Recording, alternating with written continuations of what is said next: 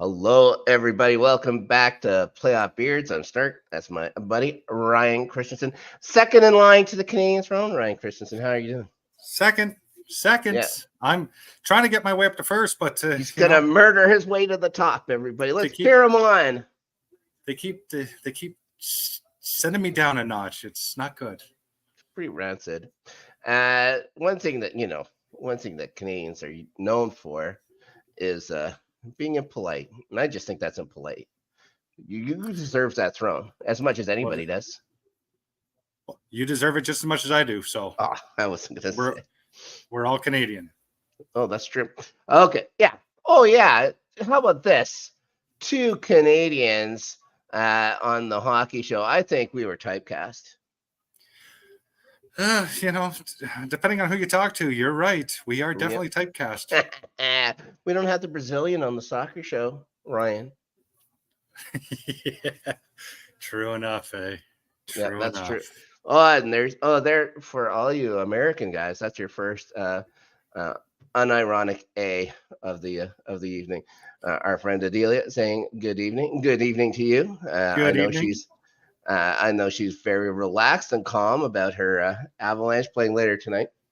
We will go into we'll talk about that series. We'll talk about that series. Yeah, we got a little bit of time. We got some time before puck drop, and I'm sure that your feed is probably like 30 seconds ahead of mine or something like that. We'll find out as soon as the game starts.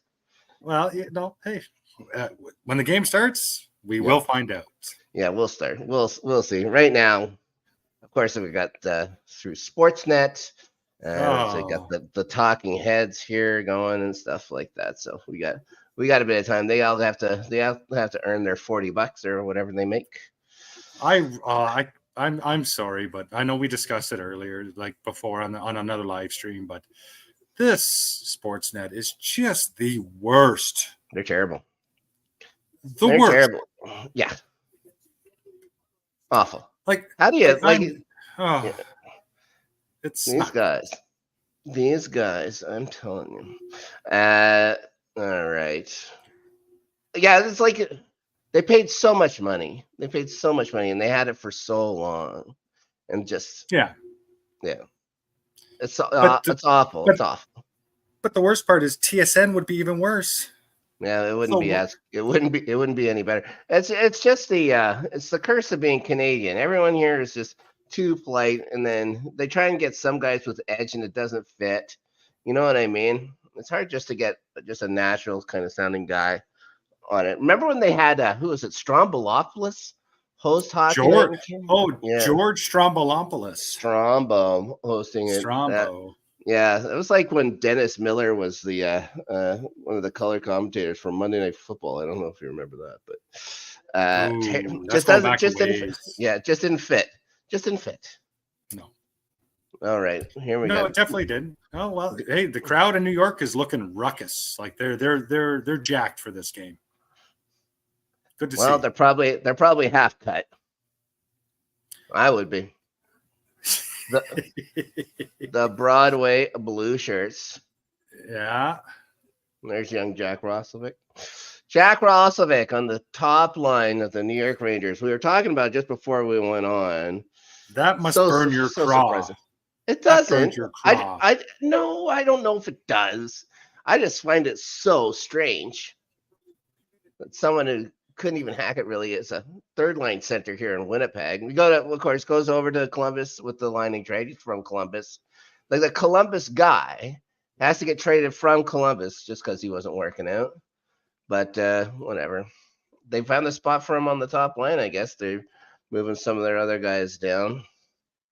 What? They really need to get something out of left here. What's that? How far can you move down Matt Rempe? How far can you move him down? Yeah, you could move him down to the farm. They've done that a few times. Shouldn't be playing. Shouldn't be playing. Hell of the cows. Like, come on. Yeah. Like, really? Sucker punch a horse. Just like, what is it? Blazing Saddles. Yeah. The American national anthem. Will they play the Canadian national anthem? No. No, because they're both American teams. Yep. Yeah, we'll only hear it one in one. Well, you're not going to hear the American national anthem for the Vancouver Edmonton series. The old rekindling of a Mike division. Oh, well, you think so?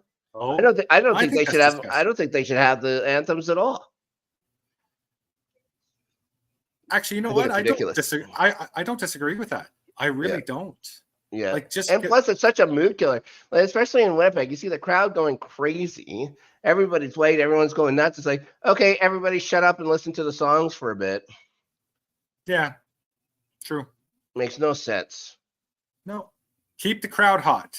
Just get them roared, get them going. Don't worry about this stuff. We don't hear the Swedish national anthem. We don't hear the Czech national anthem. Well, that's it.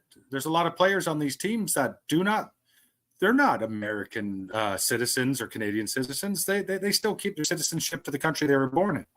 So why don't we hear them play their national anthems? Wow, this bald guy is really bringing it down. Then all of a sudden you'd be there for 4 hours just for national anthems. Yeah, no kidding. Be nuts. We're trying to speed the game up. Let's go.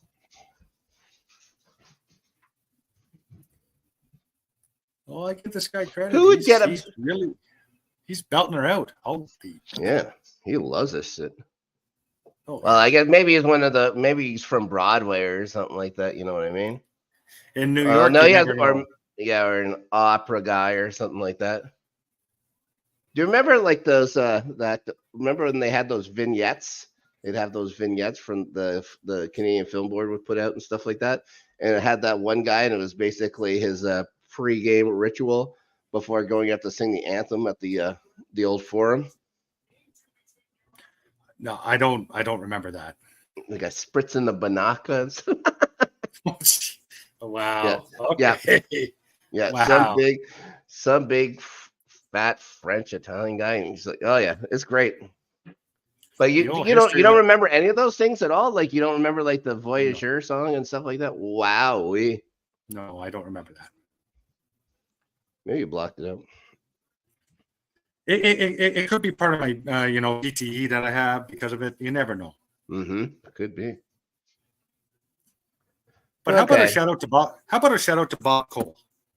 Sure, Bob Cole. The voice of hockey for a generation here. Of my childhood. Sure. Voice of my childhood was Bob Cole. Fun fact: I was named after Bob Cole. Rob Clark, Bob Cole. I guess makes sense. My grandfather's name was Robert Cole. So my great grandfather, my great grandfather. Yeah, just a different. It was a different Bob Cole, but Bob Cole nonetheless.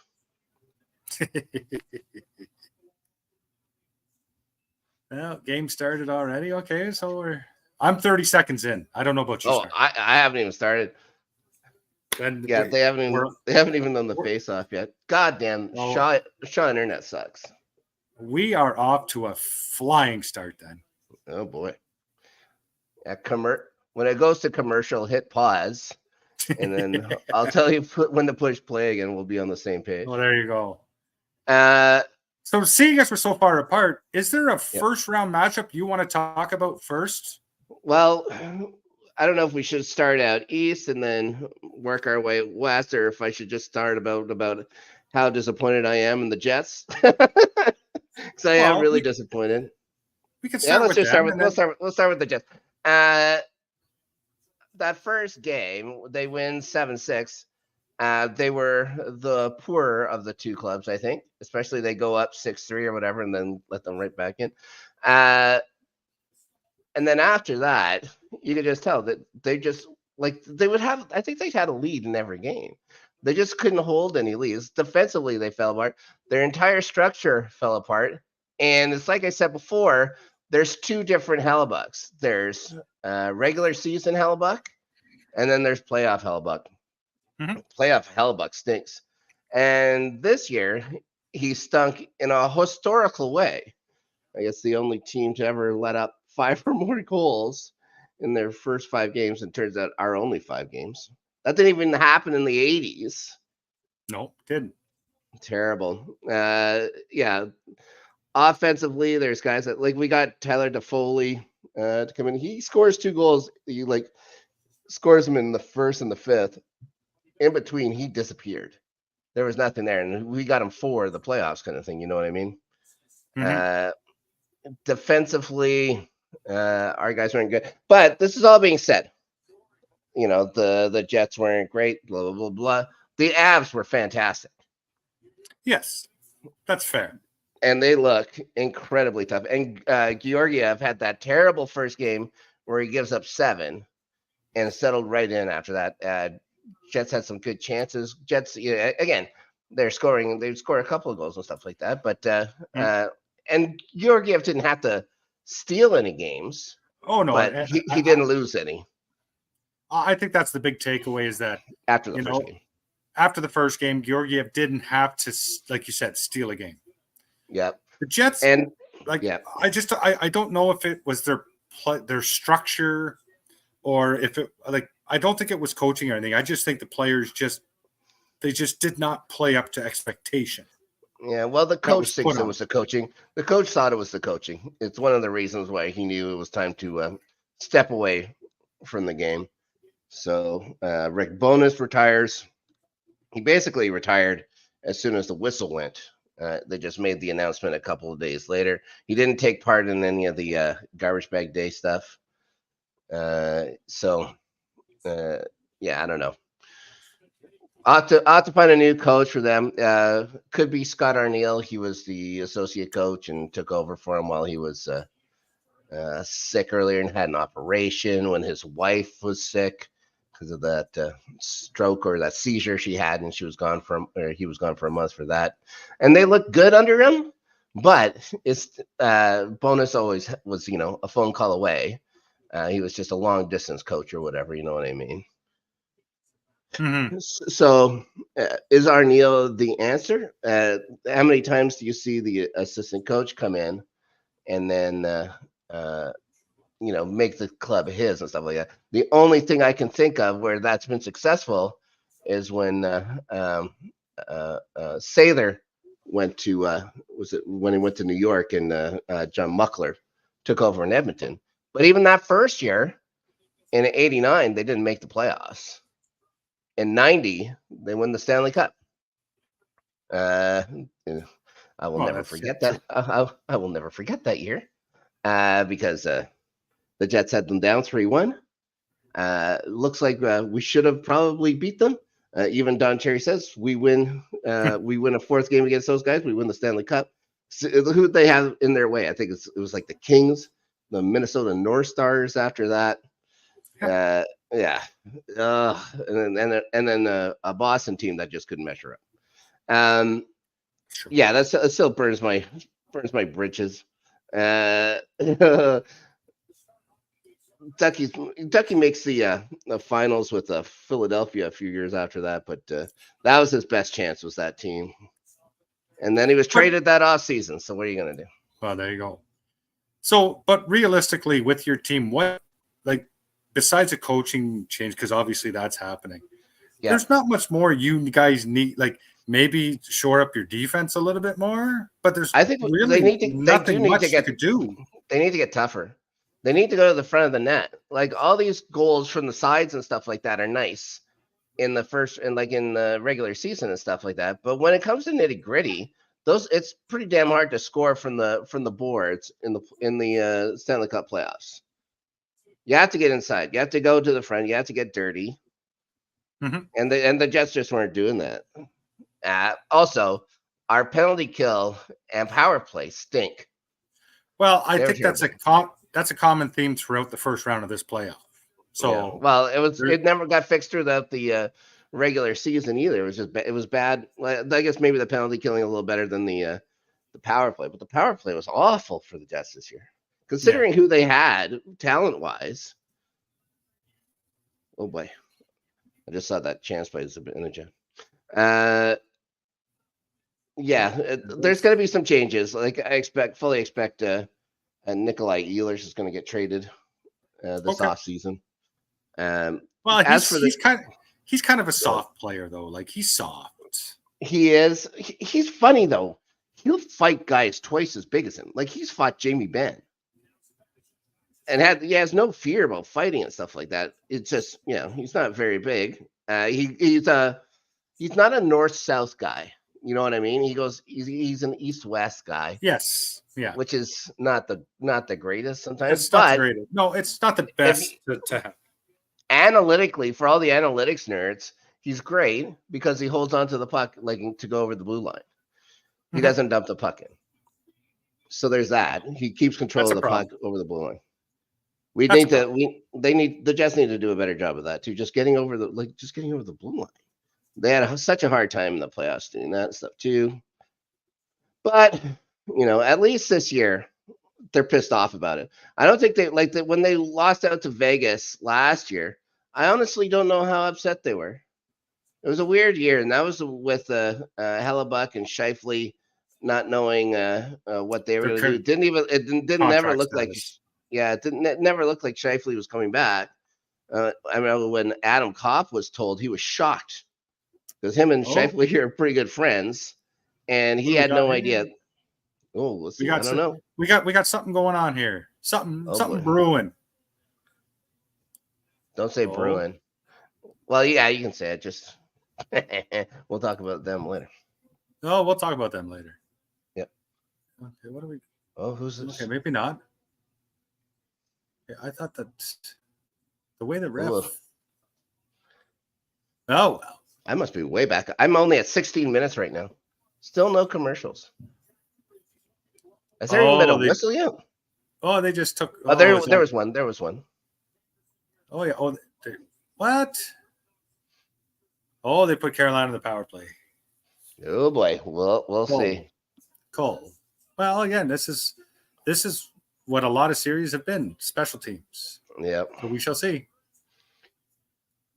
We'll talk about. And the Avalanche were crazy good on the power play. It killed the Jets. Oh yeah, 100%. And anytime the Jets went into the box, it was almost expected that they were going to score.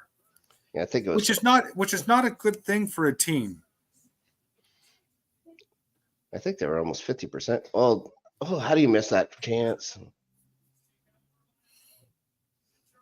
So. Unbelievable. Yeah, unreal. I'm still not even at the penalty. Like, what's going on here? What is going? Oh wow! Then yours is really bad. Yeah. Oh, was that goaltender interference? They call it goalie interference. Yeah. Yeah. He's sure pointing at him hard. It's like, oh my god. Yeah. Okay. Yeah. No. The Avalanche is much better.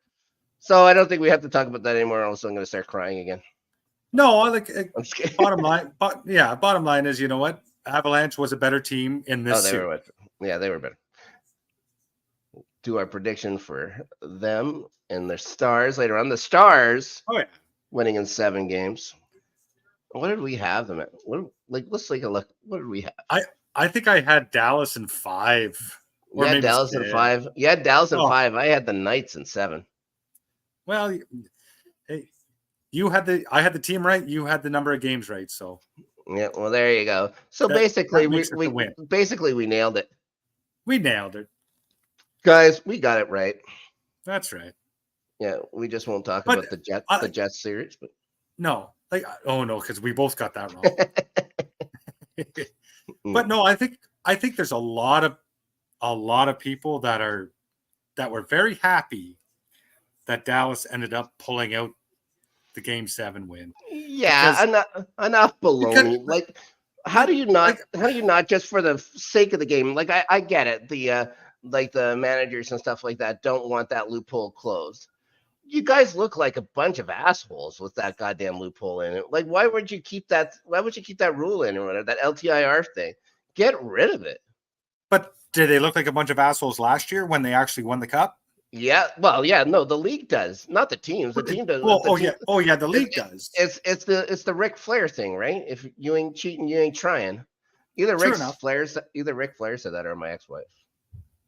Oh, was your ex-wife Ric Flair?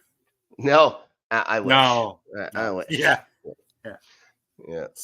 So yeah, no, like, but you're not wrong. Like, they've done nothing. Like, Vegas has done nothing wrong. They've abided by the rules. Well, They've just used those rules to their advantage. Yeah, it depends on how you say done nothing wrong. Morally, they're bankrupt. Legally, they're okay. Well, morally, that the salary cap doesn't mean nothing to them in this fiscal period. Yes, going forward, you're going to have to make some big changes. 100%. Yeah, absolutely. Well, that's one thing that you can say about Vegas. They are ruthless. They are a ruthless bunch. Yeah. And they have been since they've come into the league. Yeah, I can appreciate that. I don't. If I'm a player on Vegas, would I rather see my management toe the line when it comes? They're not even toeing the line. They're still within the rules to give their team the best chance to win. Yeah, I think as a player, I'd be like, yes, please give us the best chance to win a Stanley Cup. It would depend on which player you are. If you're a player on the third or fourth line, maybe you don't appreciate it so much. It's going to be a very top heavy team. Yeah, but realistically, the ones Hannafin, Stone, Eichel. But they may run into a problem with Edmonton again. They're going to have to pay so much guys up front that the goaltending is going to suffer. And I know they won with a third string goaltender last time, but I don't think they're taking anybody by surprise this time. You know what I mean? It didn't work out for them this year. I don't think that they have top tier goaltending. I think last year Adrian Hill got on a run. Yeah. And yes, he got on a run which carried them through the cup. But this year Adrian Hill was in and he just didn't give them what they needed. Yep. That's what I'm saying. They're going to be a top heavy club now where they're going to have guys like Stone and aging Stone and injured aging Stone. Eichel, who's back, has been okay all of a sudden for 2 years. I guess that surgery he held out for forever in Buffalo actually did work. So maybe sports medicine will change now. Yeah, you never know. Was it ever as bad as he thought and he just really didn't want to play in Buffalo? That is also could be quite correct as well. That is very, very correct. Yeah. But so Vegas right now are locked into what? 3 players? Hannafin, Eichel, Stone? Yeah, and I'm sure Marcia So is going to get Marcia So and all them? Yeah. Okay, so this is the Western version of the Toronto Maple Leafs. I was thinking more like the Oilers, but they won. Yeah, the Oilers have all those guys up front too, and they always come. They're always going to be a tough out, except for, I guess, goaltending. Edmonton, it's the same question as Vegas. It's all about the goaltending. Yeah, we can talk about Edmonton. We'll talk about that. We'll talk about Edmonton right now. They were good, and their power play very good, but the Kings sucked.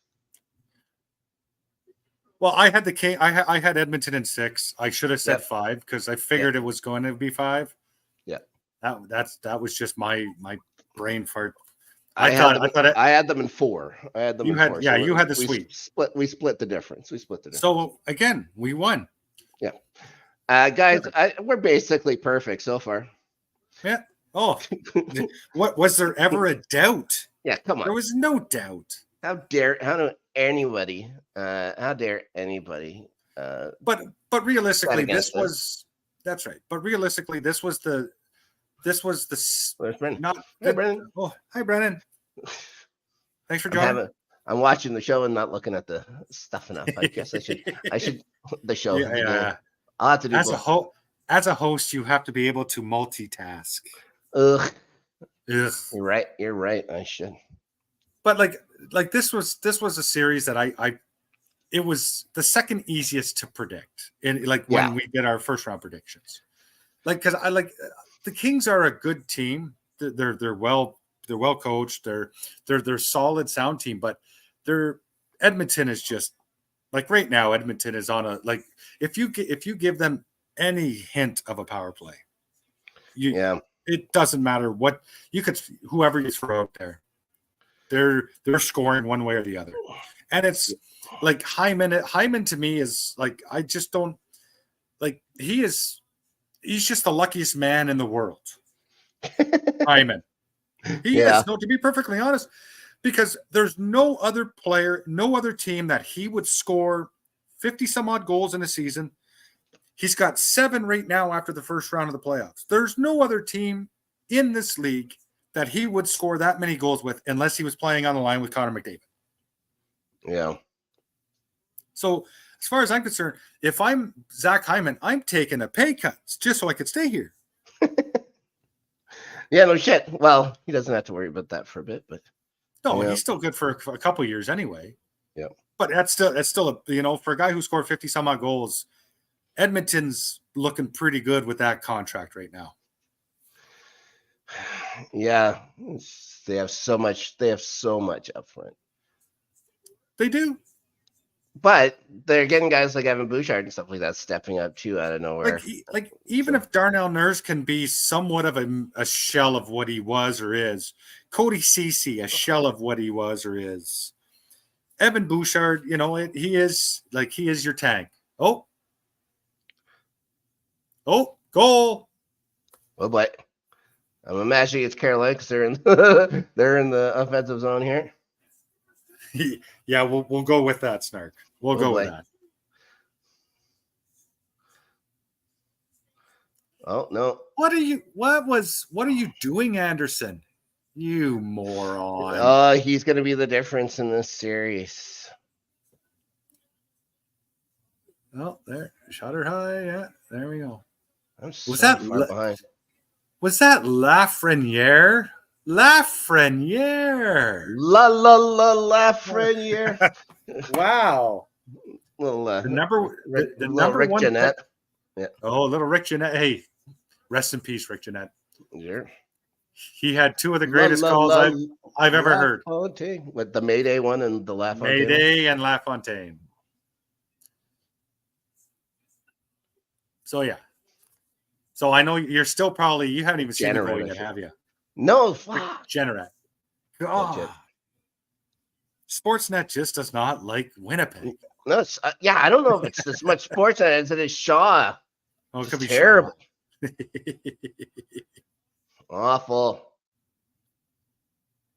So yeah, going back to the Edmonton LA series, like there was never I don't think anybody is shocked. Any of us are shocked that Edmonton just basically took care of business. Stuart Skinner didn't have to do anything. He just had to be the goalie of record, right? He just had to stand in there with the pads on. Yeah. Another one. That's 2. That's back-to-back games. That's a new thing or whatever. The shooters in the National Hockey League are becoming so good at just picking that tiny spot above the shoulder in the corner, eh? Yeah. And it goes just above it hits the net between the crossbar and the back bar, like just below. Well, that's why they're professionals. No, now we're getting rough stuff. It's about time. Yeah, that's why they're making whatever it is, $200, and I'm here talking about them on the internet. And we're reviewing them for nothing. What?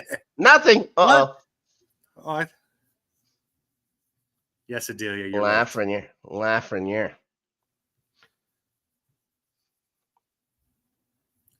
Getting frustrated, I think Carolina is. Well, maybe they should be. Maybe they should be. Oh, the hip check. I just saw that too. I'm surprised that's only a minor. Let's see. Now I'll get to see it in about 5 or 6 minutes, I guess. Yeah. We could talk probably about another series, and then you'll probably see it. Well, I just wanted to say, Pierre-Luc Dubois, has there been a bigger bust? What? So are the Kings going to buy him out? I heard the Kings are going to buy him out. They have a couple of weeks to decide because he would still be under. There's some provision where if you're under 26 years old or something like that, you can get bought out for 1/3 of the contract. Oh, that was bad. That was bad. That was bad. What are you doing? Svechnikov. Oh, Svechnikov.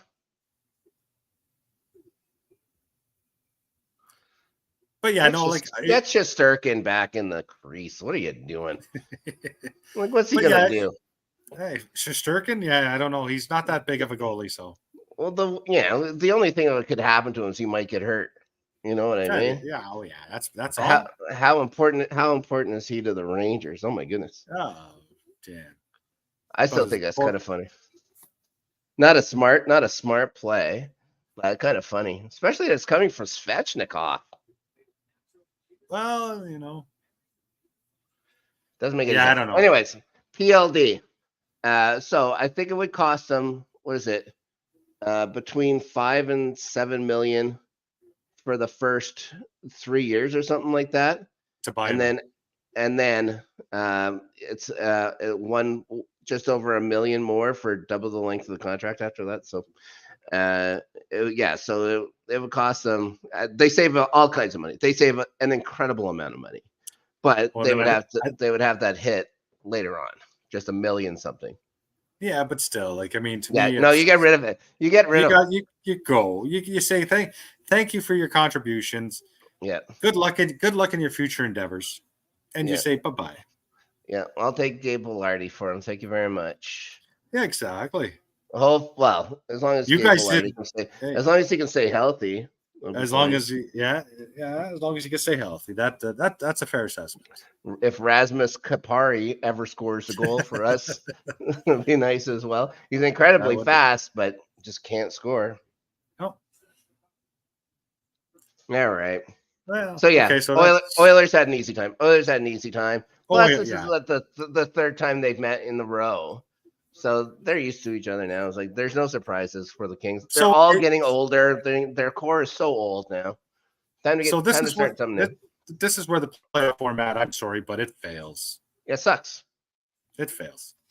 It sucks. As we discussed earlier. It sucks. Yeah. 110-point Jets get the 109-point Avalanche. Yeah. Yeah. The whatever it is, 102-point Oilers get the 90-point Kings. As you would say, it's the worst. The worst. Terrible. Anyways, speaking of terrible,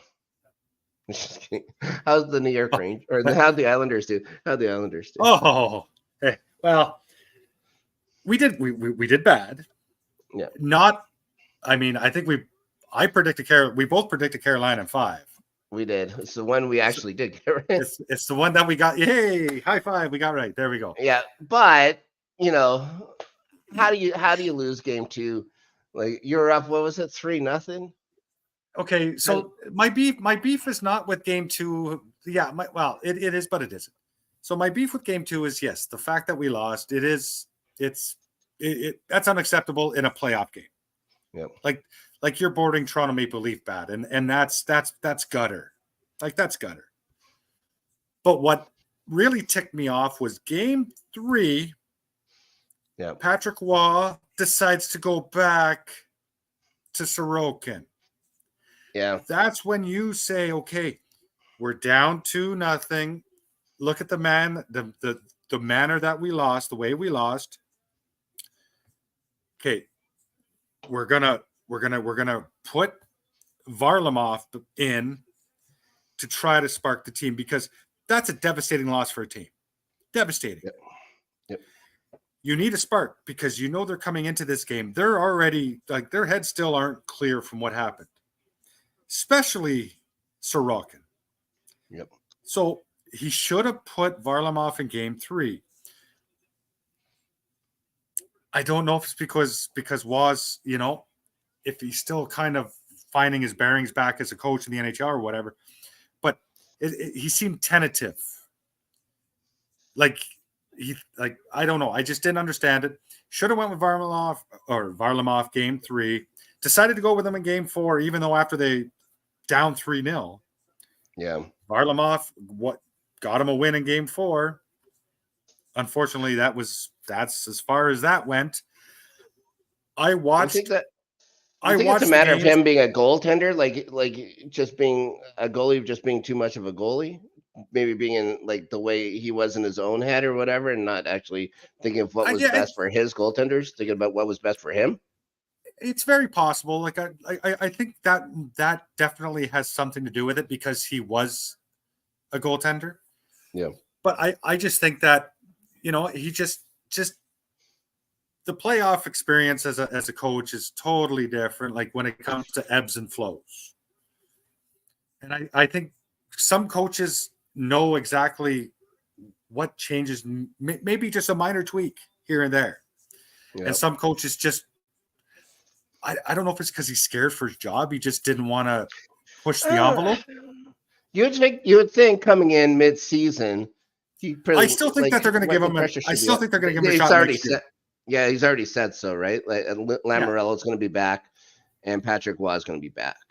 Okay, well that's okay, but maybe now get players that fit his system. I think is going to see what they can do about it. But I thought the system they played but watching the games against Carolina, it was night and day. Like Carolina, the forechecking, like just their size, like New York had no answer for any of that.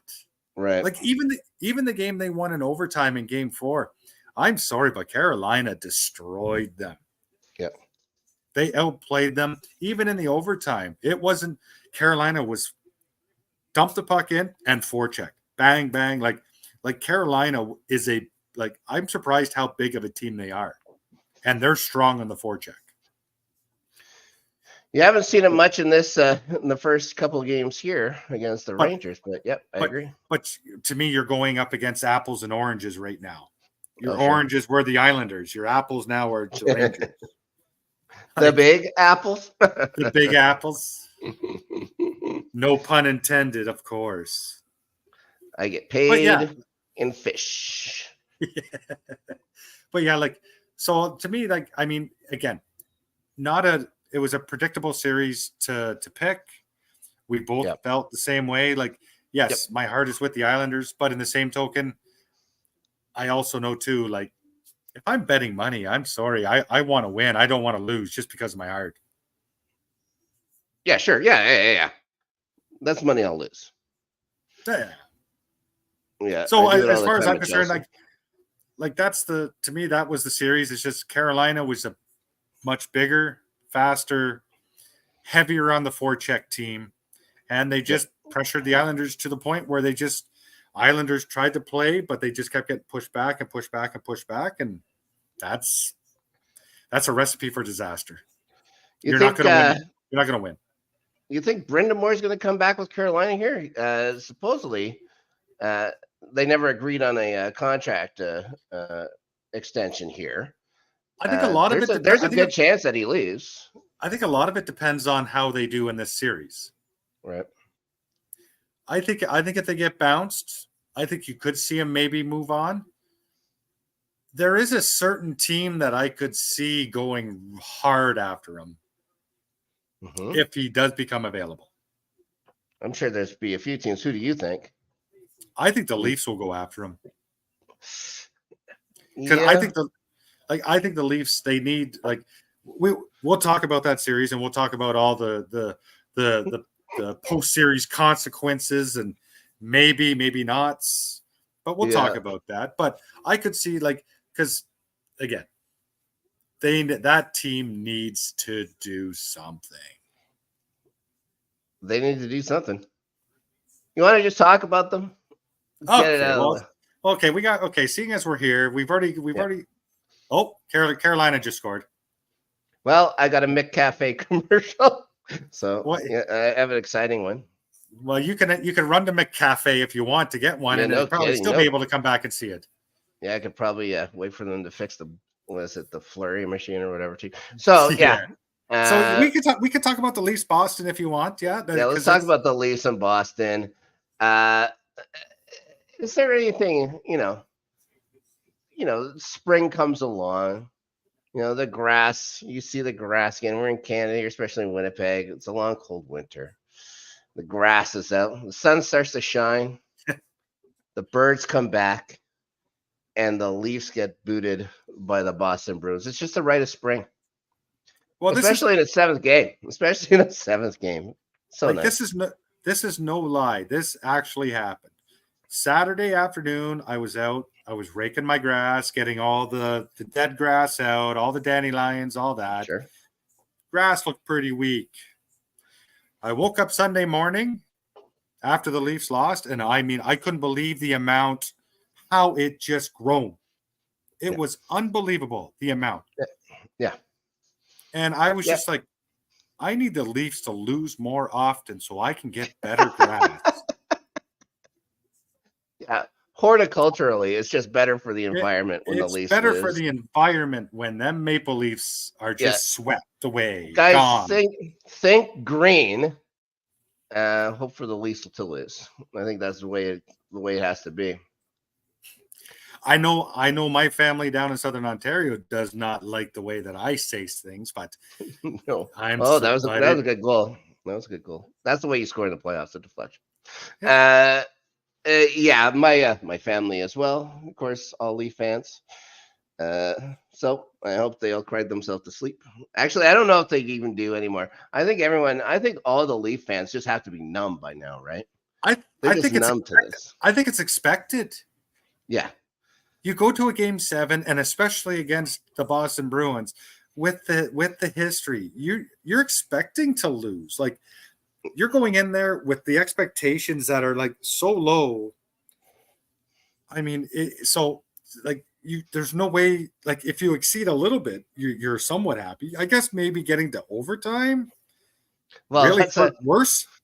Yeah, I think that stings worse. A throwback because they had the lead in the third period of the game as well, or whatever. Just the throwback to when they gave up 2 goals and then lose in overtime to them. Yeah, but how long did they have the lead for? How long did they have the lead for? It was like a minute. 38 seconds or whatever it was.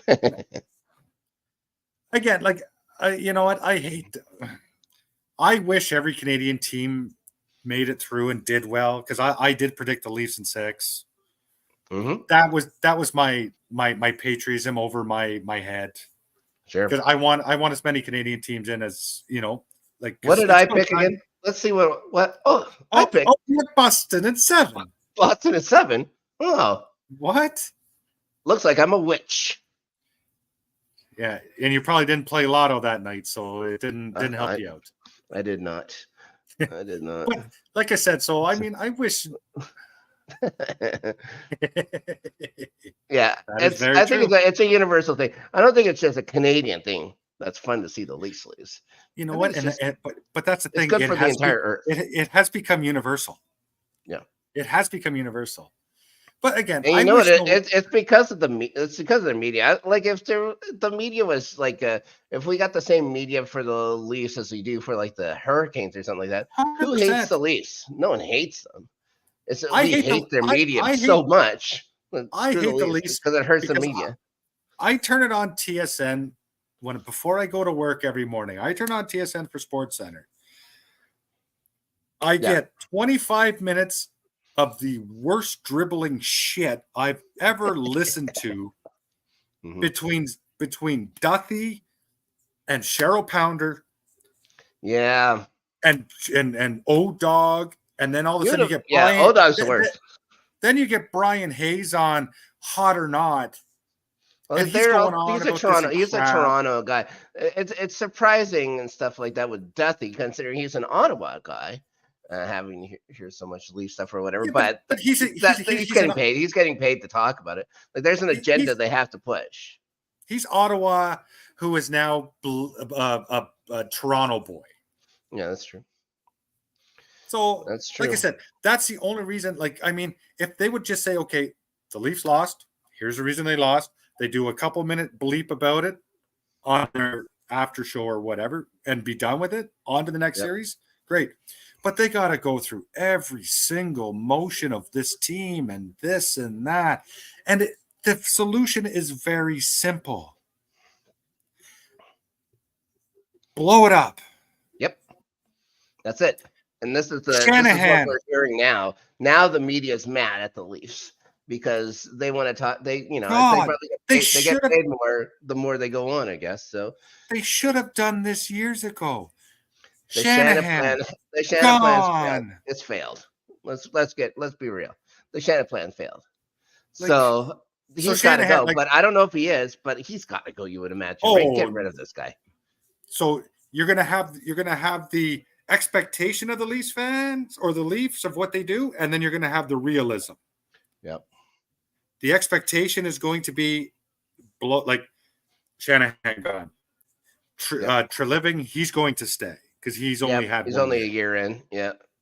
Keefe is gone. Every single assistant coach is gone. They asked Sheldon Keefe if he wanted to be in on the end of the year interviews, and he said no. You have to ask him though. Yeah, that just means you're gone. Like there's going to be, I think it's the press conference is Thursday, and that's going to be. Have they moved? It's Friday now. No, it's Friday. But this is what this is what makes me laugh when I look at this organization. Teams have media availability day or whatever after their series is done. Yep. You get the general manager, you get all them on the same day. Why is it the Leafs think that they can? Oh, we don't need Shanahan, Treliving, or what's his name, Pelly there, whatever who the new guy is. Yeah, Keith Pelly. Keith Pelly. Used to run we're going to run our own press conference on Friday. You know what that leads me to believe? Nothing is going to change. No. Sheldon Keefe will be gone. The coaching staff will be the scapegoat. Brendan Shanahan will sit there with his stupid haircut and smile. And he'll be like, oh, hey, the Shanahan plan is still in full effect. Ugh. Yeah, after 10 years. You know what? I hope it is. I hope it is. Like, for my sake, I hope it is. I hope he's in charge for 1,000,000 years because he doesn't know how to win. That was a close one. That was a close one. I'm talking like I just finally saw that what could have been a trip or whatever by Carolina in the defensive zone.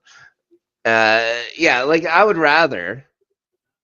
I like it, and to be honestly, if Sheldon Keefe wants to be the coach of the Leafs for the next 30, 40 years, I'm fine with that too. Because he can't win. He's not going to win. No, you're not wrong.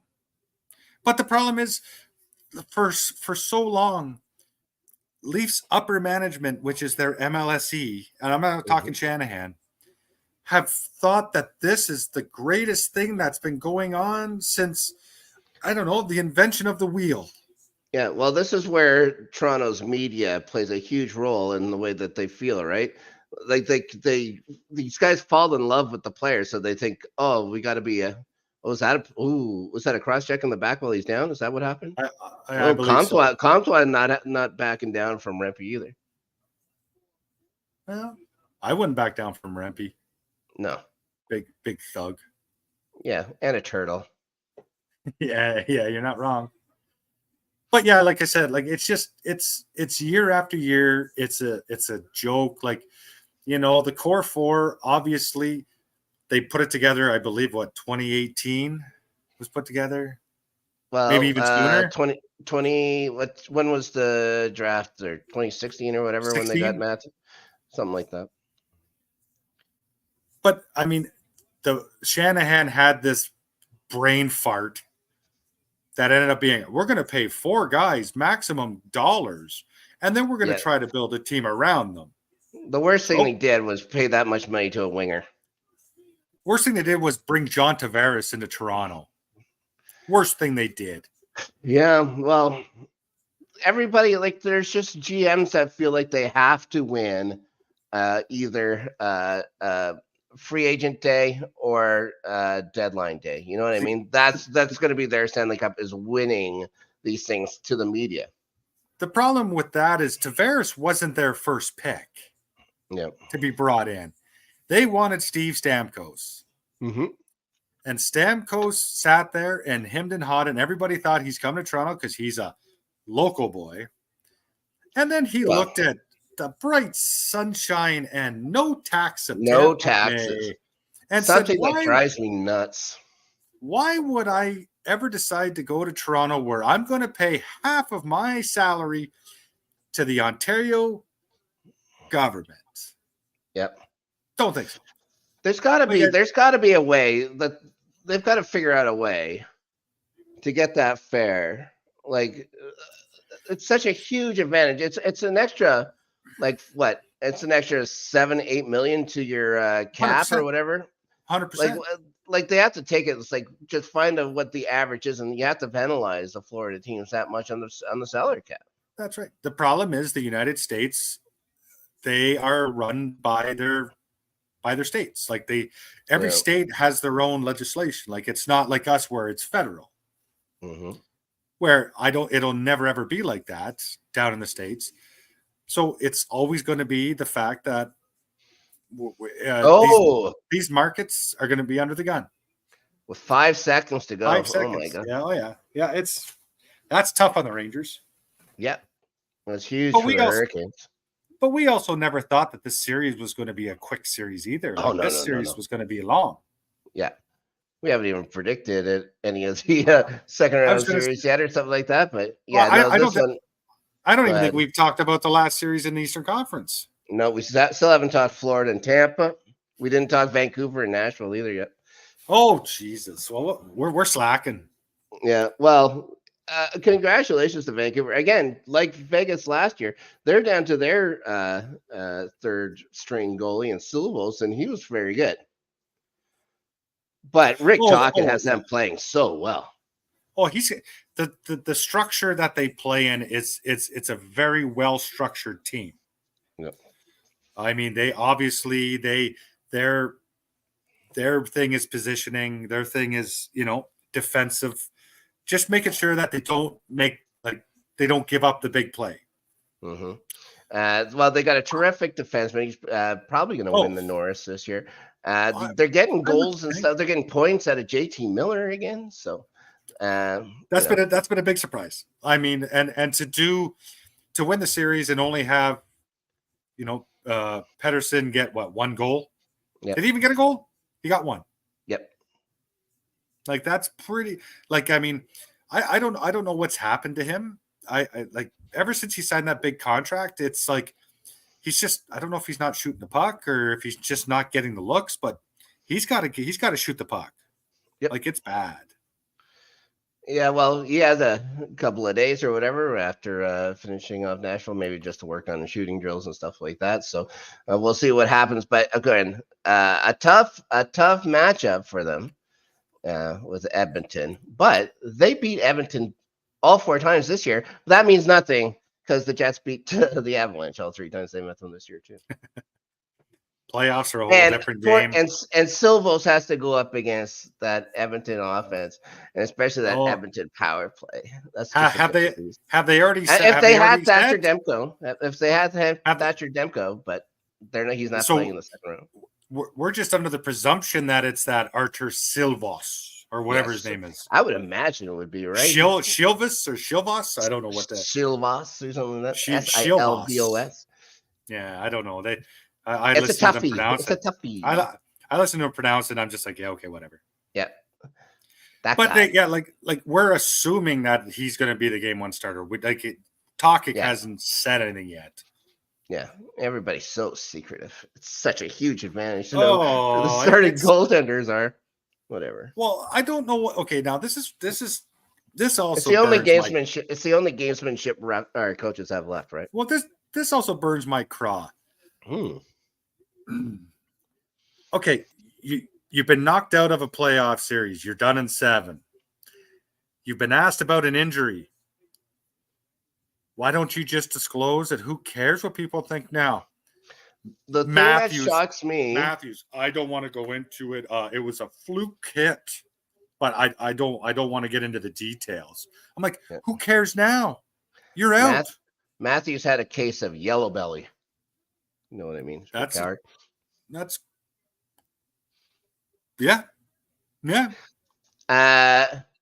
Yeah, I'm shocked with as much gambling promotion there is in the NHL. I'm shocked that they don't make disclosing injuries mandatory. Shocked. Well, I'm so sick of this. Oh, it's a undisclosed illness. Give me a break with an undisclosed illness. LBI or UBI, upper body injury, lower body. Okay, well that's but this undisclosed illness, and that it's just like Was he got the shits? Like, come on, put him in the game, goddammit. Like, come on. Yeah, he's got the, Montezuma's revenge. Yeah, he's got the bubble guts. Everybody's got bubble guts from time to time. Mm-hmm. I don't miss work because of bubble guts, so how do you miss work because of bubble guts? Come on. That's right. Be better. Yeah. Nah, sit out. Sit out. Who cares? Yeah, 3 games. Sit out 3 games. Nylander missing all those games for... Like I don't blame Nylander for that. I believe I don't know how does he. I don't know. I still don't get it. I don't. Yeah. I think again they just had yellow belly. Like I still think he's in concussion. I still think both of them are in concussion protocol. Could be. But Matthews they're saying was an MCL on the one hit that he took behind the net that he fell awkwardly. I don't know. Who knows? Bye. He has another whole year to think of the next excuse. Yeah, exactly. Yeah. Go grow your mustache again. When the beer started going in, he didn't look anywhere near as creepy. Like but either grow the whole beard like a grown up, or shave it all off, or shave it all off. Like, come on. Exactly. What are you doing? Just split screen us. Either do what I do or do what you do. That's right. Have that rugged chin. Yeah.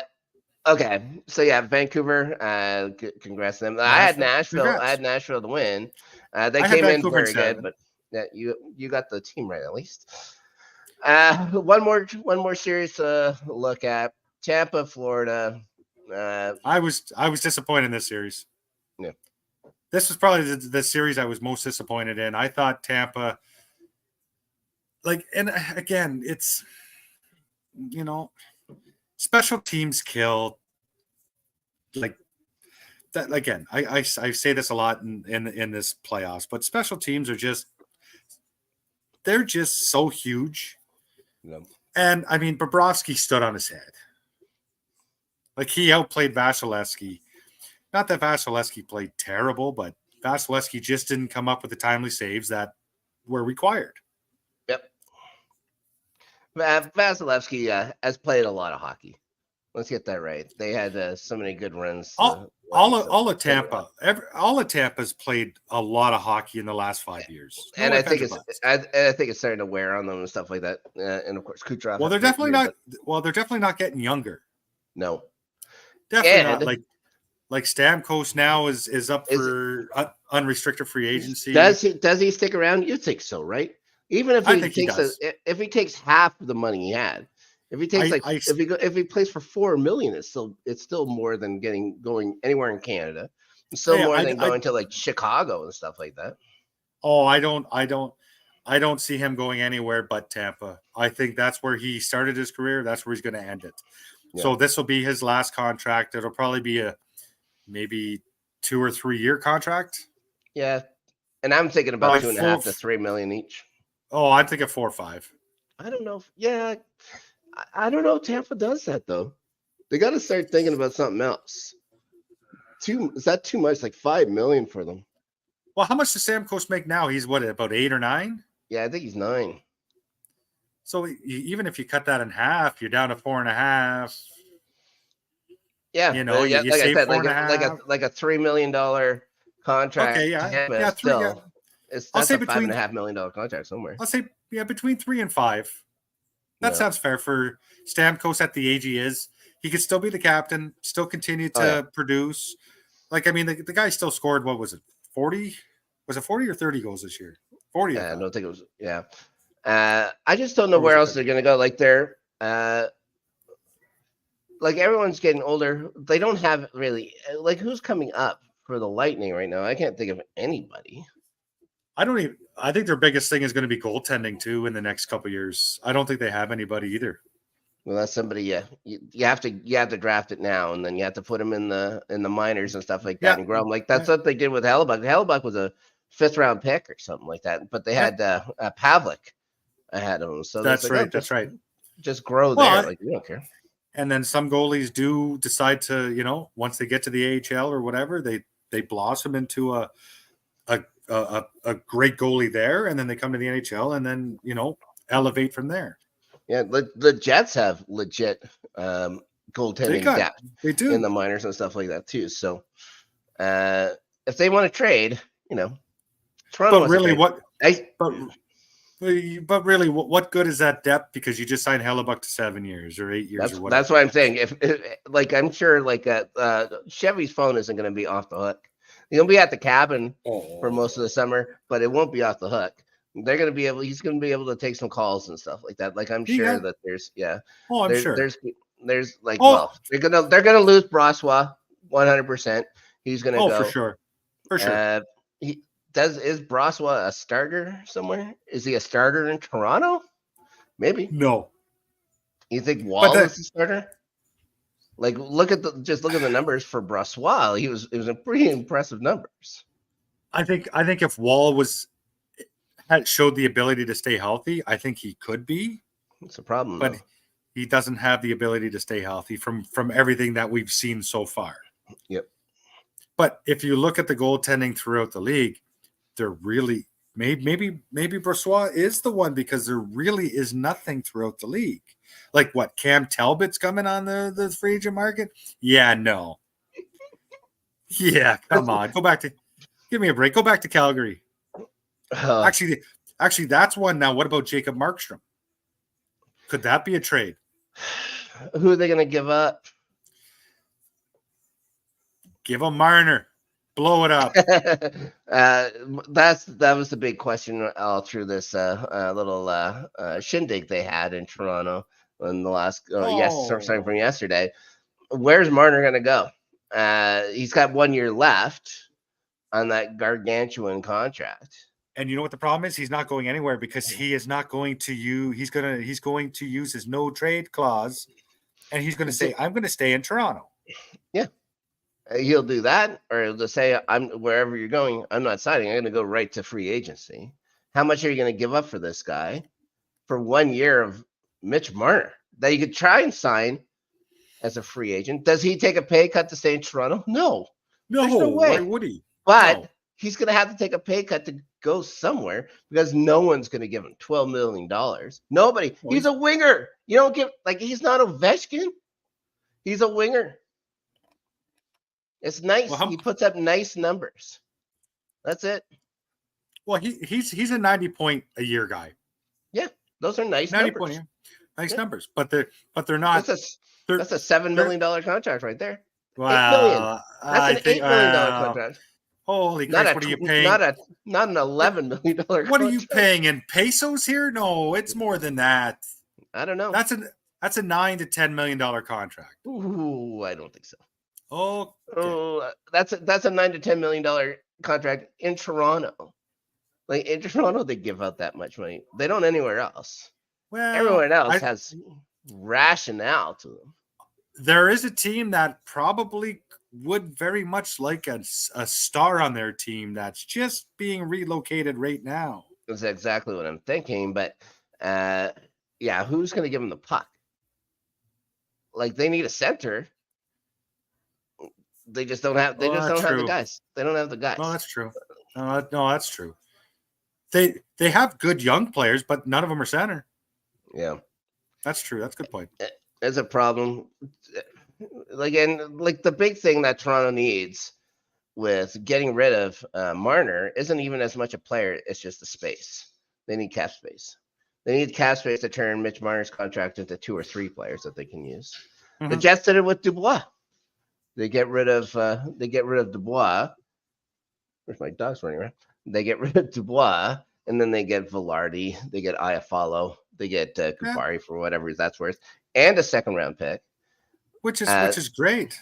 All underneath the $8 million that Dubois costs per year. That's great. Yep. Unfortunately, it didn't help this year, though. Unfortunately, no, not this year. Not this year. Well, it helped.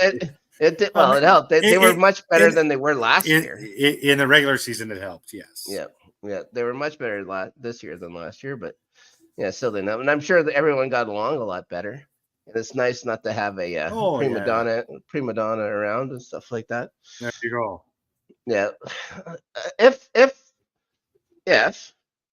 Pierre-Luc Dubois gets bought out, do you think there's a possibility he retires? He doesn't. I don't know if he wants to be a hockey player. I think he wants to be some fashion guy and stuff like that, and a socialite. I don't think he retires right away.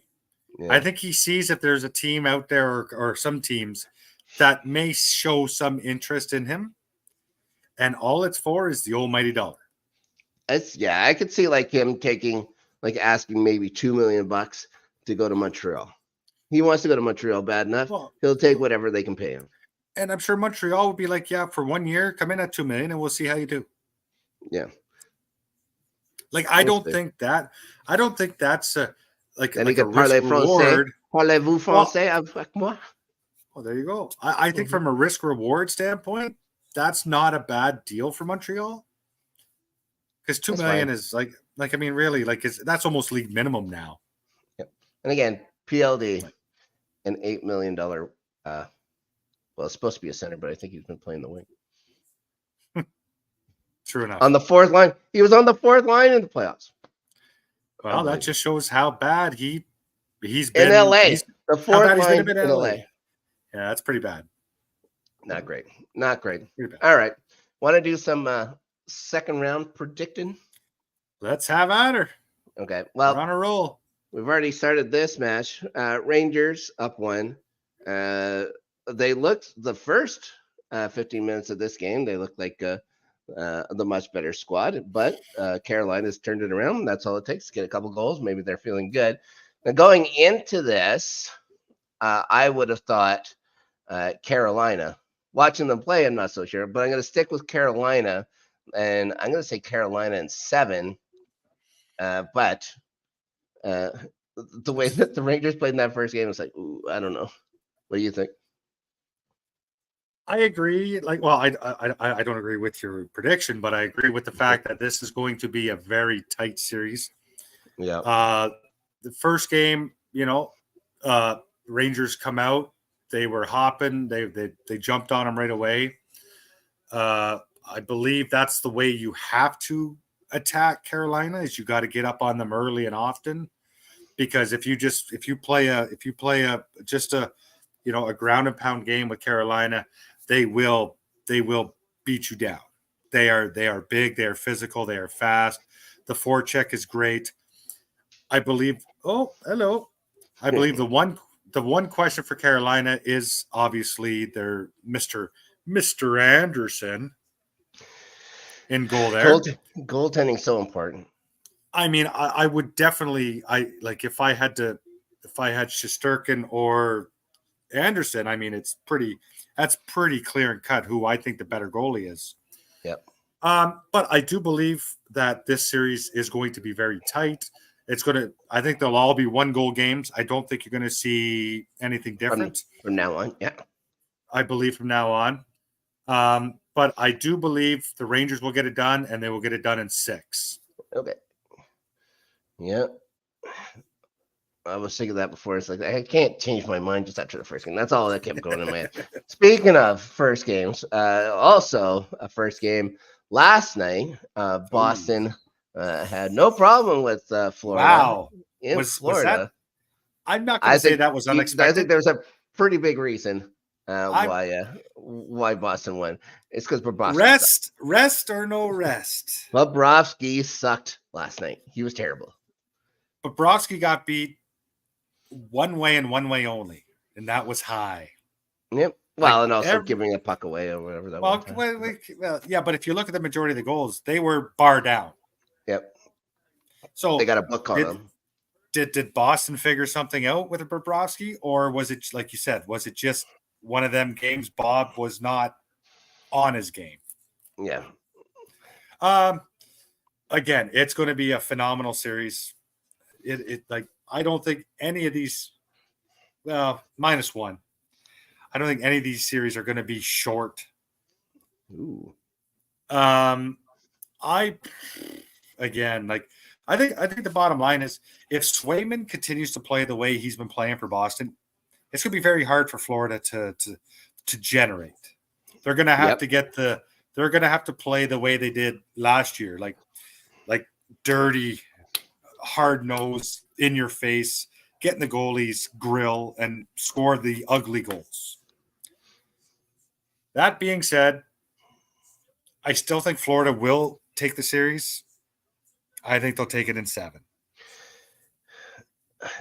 I was thinking, how much of a chip was on their shoulders do Boston have after putting out the regular season that they did last year and then getting beat up by these guys in the first round? And then I look at the lineups, though. Like, you look at the 4 lines for Florida. You look at how well they did on specialty teams this year. I think Bobrovsky's up for a Vezina. And then you look at the defense. And you match up the 2 defenses and stuff like that. It's like, well, Florida seems better than that too. Minus they have Kulikov. But I'm still going to say Florida. I think Florida wins this in 6. I think, yes, that last game was just a weird one for Bobrovsky. Maybe it's a teachable moment, as they like to say. Yeah, well, exactly. Like stand up in your damn net. If you don't learn after that game, I'm sorry, but you're not gonna learn. Yeah. Plus, I like seeing Brad Marchand cry. I'm a fan of that. I think everybody does too. Yeah. Okay, let's move out west. We got Dallas. Ooh. We got Colorado, and this could be a tough one to pick. It everything on paper, it's going to be it's tough. I think there is one glaring advantage, though, Dallas has. Yeah, glaring. That's Oettinger. I mean, if Georgiev plays the way he did against Winnipeg, I don't see Colorado standing a chance. I don't. Because I believe, like, nothing against Hellebuck. He just played very, very poorly. If Hellebuck was on his game, that series would have been a lot different. Yeah. Where I believe Oettinger is not going to give up that many goals, those type of goals. I mean, Colorado is phenomenal offensively. They're probably the top team, maybe besides Edmonton, like when it comes to like explosiveness on the offense. But I think if they can't get that, if Colorado can't get that, like if they can't score goals against Oettinger, they're going to have a tough time against Dallas. Although I still think that Grigoriev can play well enough that maybe they win a couple games. But I'm going against Colorado again, and I'm taking Dallas in 6. Whoa. Okay. I'm just going to say, I had the same kind of feeling going into the Jets matchup. But here's the deal. McKinnon is pretty good at hockey. Sure. And he just makes everybody on him pretty good at hockey. And for their forecheck, their power play was so amazing. Their penalty kills, they're just on all cylinders right now. I think they're an absolute steamroller right now. I think they have no problem with the Stars, to tell you the truth. Oh, I think fair. I think Colorado wins this in 5. Okay. Well, that's very fair. I mean, yeah. Again, it took the Stars a while to beat out the Knights. Well, they lost supposedly who are all injured, and then and they were going basically a third. Anybody else's third string goaltender when it comes to Aiden Hill. Yeah, like that. Dallas lost their first 2 games at home against the Vegas. So, yep. I mean, like home ice doesn't really matter much anymore. It's not the same thing. Not when it, you're not riding on the back of a tractor, to get to the next spot and stuff like that. I think exactly. The accommodations aren't too bad on those planes. Okay, one last matchup to talk about. The All-Canadian matchup, the Smythe Division matchup. We got Vancouver, we got Edmonton. Vancouver holding, it's going to be the home team in this. And again, they won all 4 matches against Edmonton this year. Means nothing. But it means nothing in the playoffs. But can you really trust the Edmonton Oilers in the playoffs? Like, sure, they can beat the Kings. I know the Jets swept them one year. Swept them. But, they're not going to – they don't need Darnell Nurse to play 45 minutes a night anymore. No, that's why they can split the time between him and Bouchard now, at least. So they can have defensemen on two – or, when it comes to when they need it, they can have them both on the ice at the same time, which is a nice thing to have. But I think splitting them up or whatever works maybe a little bit better. Mm-hmm. Do you want my honest opinion on this series? I'm just thinking with poor Silvos has to go in against that offense and that power play. It's scary. It's scary for Vancouver. So here's my 2 takeaways from this series. Sure. Vancouver had a tough time scoring against Nashville. Yeah. And I'm not saying Edmonton is the defensive team like Nashville is. But Vancouver had a hard time scoring against them. Also, Saros is a pretty good goalkeeper. Let's be real. Oh, you see Saros, you know what? I would not have been surprised if he was nominated for an award this year either. He was very good. Yep. But I also think too that any time Vancouver decides to take a penalty, they're going to get scored on. Yeah. That's just the way Edmonton works. They roll. I don't fear Vancouver's offense. I really don't. I do not believe that these are going to be 1-0, 2-1 games. If you want to beat the Edmonton Oilers, you got to be able to score 3 or 4 goals a game. And to do it 5-on-5. And do it 5-on-5. Or let them make mistakes. Let them make the mistakes again. And there's no saying that Edmonton won't make these mistakes. Yeah. But I just do not see any scenario where Vancouver even remotely pushes Edmonton to a point where they can't, Edmonton is not going to have an answer. Yeah. So I'm going Edmonton in 4. Sweep. Oh my goodness, they're taking a sweep. Wow. All right. Well, I like your moxie on that one. 4-0 Edmonton. There's no way. Yeah. When you look at, I think Vancouver has 4 lines where Edmonton really is just the 2 lines, but those 2 lines are so good. Yeah, not 4 scoring lines, but they have 4 good lines, Vancouver. Oh, Vancouver does. Oh, I'm not saying Vancouver's not a good team. No, I'm just saying Edmonton has the 2 great lines. But you're not going to win 1-0 or 2-1 games against Edmonton like you did against Nashville. You're not. Yeah. They're going to have to find. They're going to have to find people to score. It's going to be a problem. I don't think it's going to be. I don't think it's going to be a sweep. But I think Edmonton probably pulls that one out in 6. Okay. I think, I'm just thinking a setup for a rematch, Edmonton and Colorado again, to go to the Stanley Cup, which would be pretty fun. Maybe not so fun for Adelia. Hey, I think she's just happy Colorado got by Winnipeg in the first round. She was not excited about that. Especially after that first game there. Oh, she was definitely I think she almost was ready to throw the towel in. Yeah, I think she got happier as that series went on. Not me. I was the exact opposite. Yeah. No, you're right. Yeah, one person's joy is another person's failure. Yeah, well, lucky for me, I'm a Jets fan, so I'm used to failure. Well, hey. Yeah, that's right. See, Adelia was she knows what she was saying.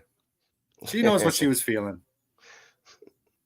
Yeah, maybe they're gonna name a street after him now. You never know. Now, wouldn't that be something? Did they ever name a street after like Patrick Roy or anybody like that, or even Joe Sakic? They should have. Like here in did you ever see that? Go ahead. Did you ever see this? Did you ever see the Saving Sakic piece there? No, I know that Adelia and Ferris were talking about it, and I'm like, oh, it was awesome. It's very good. Couldn't stand him. I hated him. What, Sakic? Yes. Oh. Yeah, why? I hate it because I was a Jets fan and Jets fan only. Oh, so yeah, the last game I ever saw the old Jets play was against the Avalanche, and it didn't go so well for us that day. You need to open your mind, open your body to these my body. What are you talking? Your heart. Like, come on. They don't name here in Winnipeg, down by where the stadium used to be. There's Milt Stegall Way. That's the only one I can think of that was named after a sports star. So, of all the Winnipeg greats, Milt Stegall is the only one that has a street named after him. Well, I would say this: that the Turtle Man, probably the best receiver in the history of the CFL. So I get it. Like, and never won a championship. Never won a championship. No, not Dunnigan. Matty Dunnigan. No, there's no Dunnigan Drive or nothing. Come on. No, Matty played for everybody. He was a whore. He was a CFL whore. Wow. Yeah, he played for everybody. He played for, let's see, Edmonton, BC, Hamilton, Toronto, Winnipeg, and Shreveport. Never played for the Ottawa. Never played for Ottawa. Well, they were only ever around every once in a blue moon, weren't they? They were back then. They were the Ottawa Rough Riders. Well, the Rough Riders at the very beginning of his career, and then they disappeared for a bit. Then came back as the Rough Riders, and then disappeared again for a long time, and now back as the Red Blacks. The worst name in professional sports. Oh, yeah, that's one man's opinion. Which one's worse? The Green Yellows? I'm just kidding. I don't know if there is one. The Elks? Yeah, that's not great, is it? Terrible. That's terrible. But and at least with the Elks, you were able to keep your old logo, right? And that logo has been around since the 1940s and stuff like that. Yeah, keep the logo. First thing they do is change it to those antler things. It's like, what are you doing?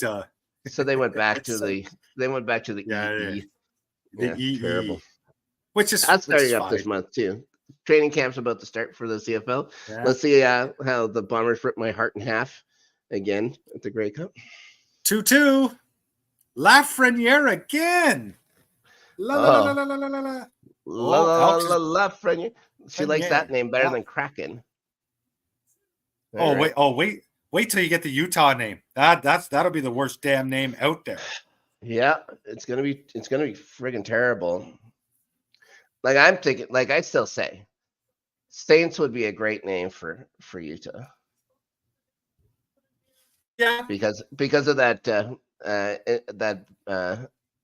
that band from the 90s, the Utah Saints. Oh, yeah. You don't remember that one? I vaguely remember them now. Yeah, they did like a cover, sort of. I don't know if a cover version or like a version of Cloud Busting by Kate Bush, but it's good. Ooh, what? Well, I love Kate Bush. I don't like it as much as the Kate Bush version, but it's still a good version. Oh, there you go. Yeah, 2-2 now. And you're probably still waiting for the goal. No, I'll probably be here. I'll probably see it in about 25 or 30 minutes. Yeah. I'm at 13 minutes right now. I'm at 12:22 I'm at. So we're not that far off. Yeah, but they probably stopped for the face-off and stuff like that. So yeah, that's true too. That's a good point. That's true. It ain't running time like soccer. No, that's that's right. Although that would be cool.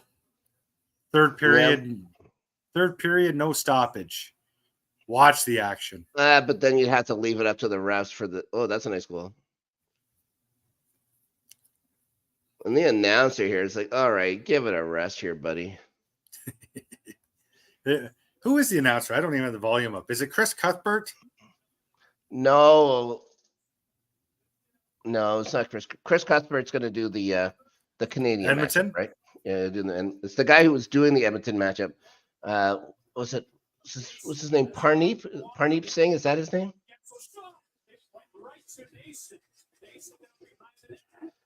I'll figure it out. Oh yeah. I like him as an announcer. It's just he was getting awfully excited.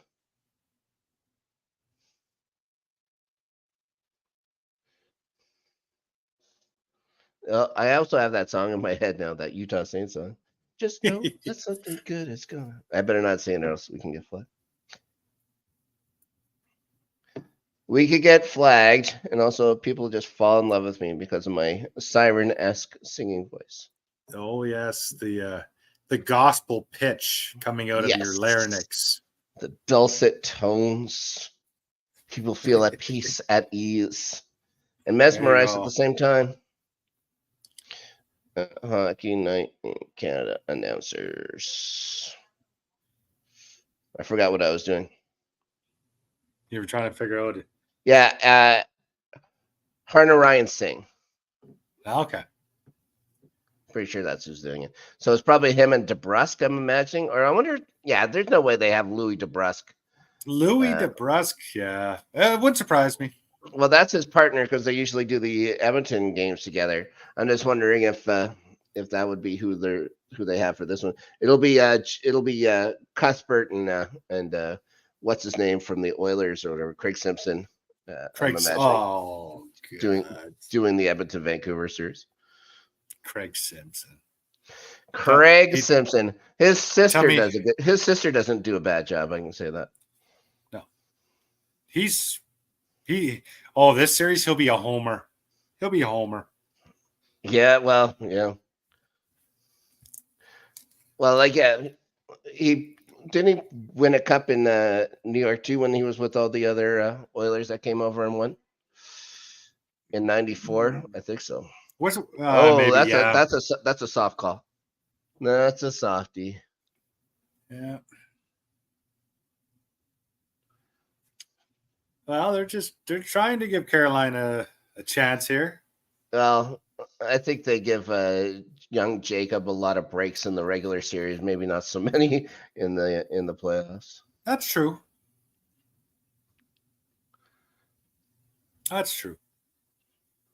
See, this is where Carolina, they're just big, man. They're just almost looked like that one body check behind the boards on nose in there could have been a headbutt as well. Mm-hmm.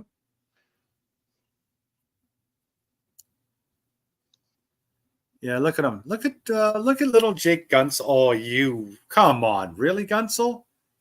You little. Oh, there, you're gone. Attaboy, Gunsel. Oh, I didn't see. See ya. Oh, you'll see it. What a little weasel, man.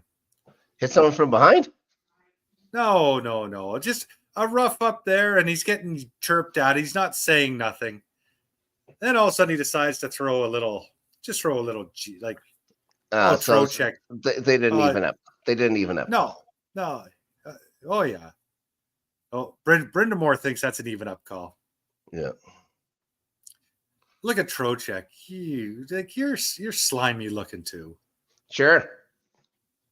Trocheck. Unreal. Vincent Trocheck. Ugh. Well, you could have said that. Could have been maybe Yeah, that could have been a cross check to the back. It's definitely two hands pushing forward. Oh boy.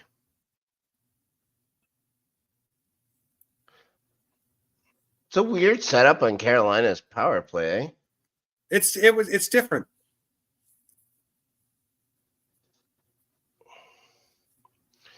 There's the one guy like beside the net. Like I would think either go behind the net to serve as an outlet pass out front, or what a save. Oh, it was a great save. This is where it all starts.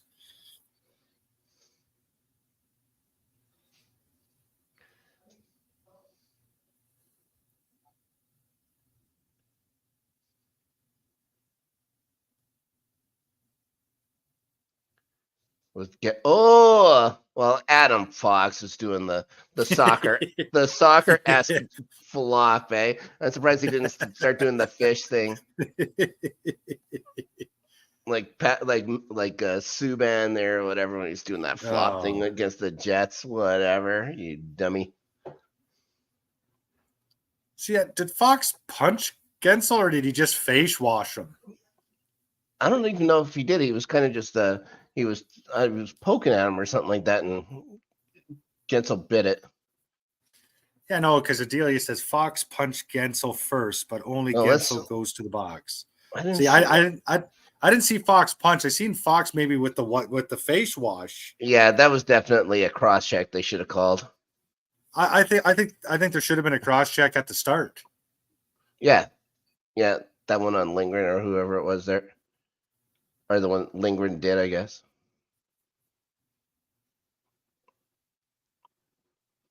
Yeah, Fox was kind of a glancing blow, but Gensel definitely got him in the full face. But yeah, Adam Fox, be a man. Like he was already calling the penalty. Just be a man. Take the shot. You're a hockey player, for goodness sake. That's true. But then I don't know why Trocheck was the one that was laughing and waving. Like that's probably his job. That's probably his job. You know what I mean? Well, he's fucking terrible at it. Just agitate. Just agitate. He's terrible at it. Yeah, well, get people mad enough at you, they're going to do stupid things. Marchand made a living doing it. Except Marchand can back it up. Marchand can back it up. Exactly. Well, he can back it up with goals. He can't back it up with fighting. He's a coward. Yeah, you're not wrong. Zibanejad. You're going to want that one back. Oh, boy.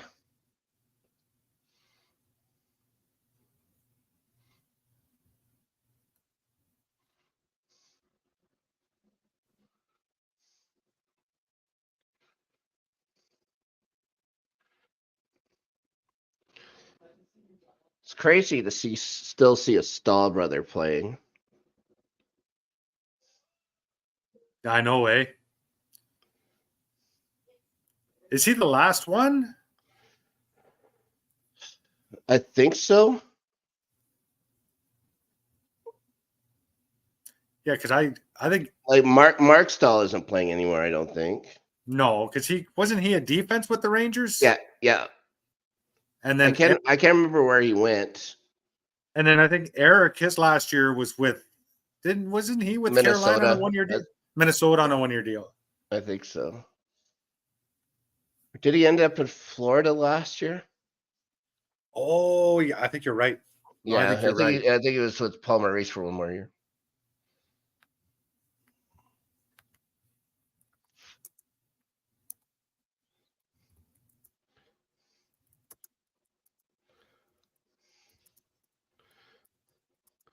If this series turns nasty, who has the advantage? You think Carolina?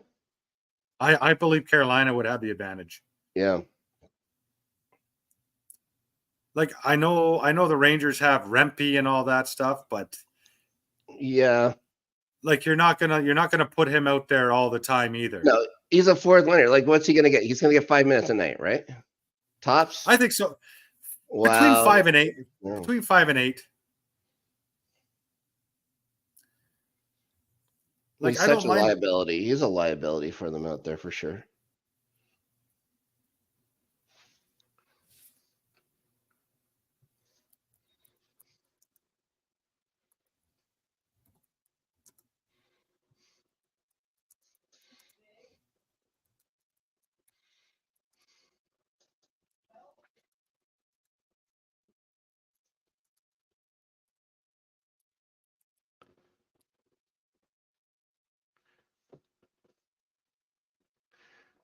I don't know. I look at both these teams and like pick a Western Conference team that isn't Vancouver, and they all seem just so much bigger than them. Mm-hmm. Oh, Carolina is, like I said, they're like. Ooh, that looked like it was a high elbow too. This is crazy. Oh, how do you miss that?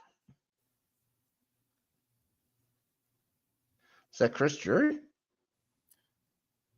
Oh, and that looks like a get from behind. Oh my goodness! Now the whistles are going in the pocket. Crazy. Yeah, I know. It's nuts. Oh, It just drives you nuts. How like I talk about it in on starting 11. Starting 11 Tuesdays right here on the highlights. Let's Get Ready Network. How inconsistent the refereeing is in the Premier League, and it's almost inconsistent by design in the NHL. Like, how can you have two different sets of rules, like the regular season and then the playoffs? It drives you nuts. Oh, it's terrible. Like it's every league. It's not just the NHL. It's not just, Premier League. It's NBA. It's Major League Baseball. It's all like, and I think the only thing that us fans and even players and coaches and anybody affiliated with the game, they just want consistency, like you said. Exactly. And I don't think it's that hard. No, it shouldn't be. Especially, remember when the NHL used to only have one referee? They got two of them now, and they still do the same shit job. They got two jobs.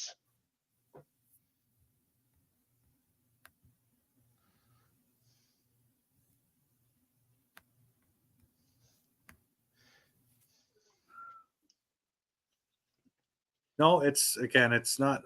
Well, it's no different like a major league baseball umpire who's calling balls and strikes.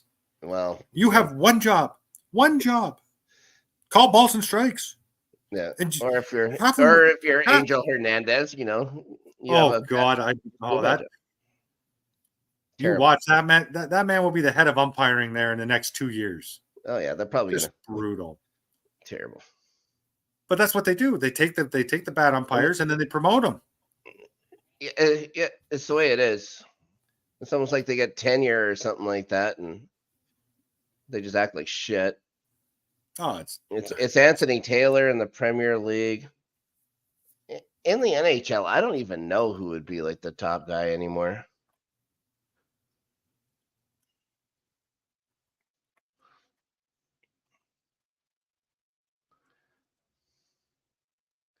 Remember, forever it was Andy Van Helmond, Kerry Fraser. Those referees were at least respected. Well, yeah, Andy Van Helmond and stuff. I don't know how much Kerry Fraser was respected, but yes, Andy Van Helmond, sure. Well, Kerry Fraser, yeah, that's okay. That's fair. Like, I know. I'm pretty sure he still can't. He still can't go out for dinner in Toronto. True. Oh, because we're talking the high stick from hell. Yeah. The 93 incident. Yeah. Well, I know if my brother ever saw him crossing the street, he wouldn't hit the brakes. The fucking guy over.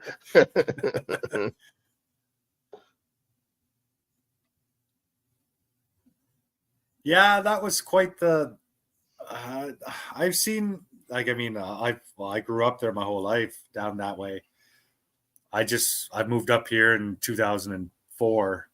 Yep. So I know all about down there. And yeah, it was, I don't think I've ever seen fans like of a team.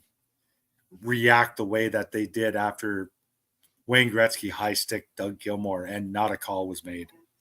Yeah, it's probably it's the most infamous non-call probably in hockey history.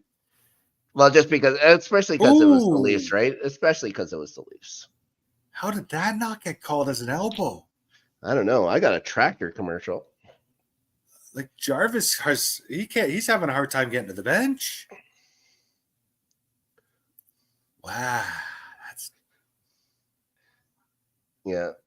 Rod Brindamore is an intense guy. Oh. If I was the ref, I would make sure that guy doesn't know where I live. I just keep moving. Oh, no, exactly. Oh, that's a nice little touch pass.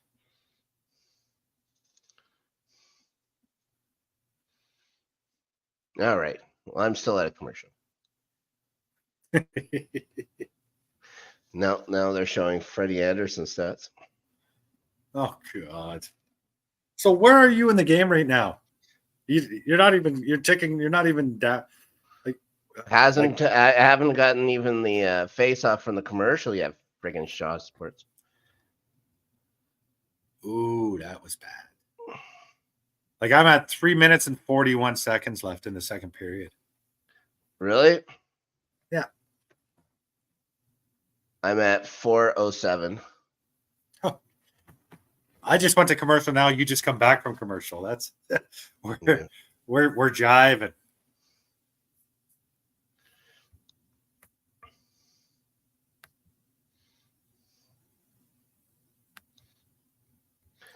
Well, at least I heard Jack Roslovic's name. It's the first time I heard it all night. There he is, 96. And he went in offside.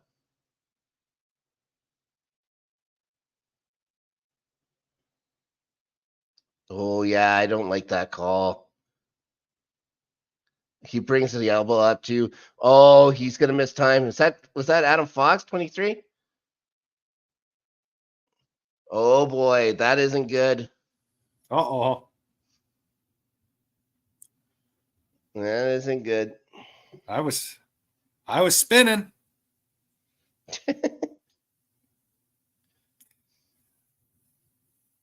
I was on the Flow Rida, you spin me right round trail. Oh my God, what? Want to talk about the draft lottery here real quick? Yeah, we can quickly go through it because there's really not much to. There's one name you only have to worry about, and that's the shitty teams get the pick of the litter. Well, yeah, and okay, we'll talk about Macklin Celebrini. And you think this guy is this guy isn't a generational talent though, right? No, he's not. He's the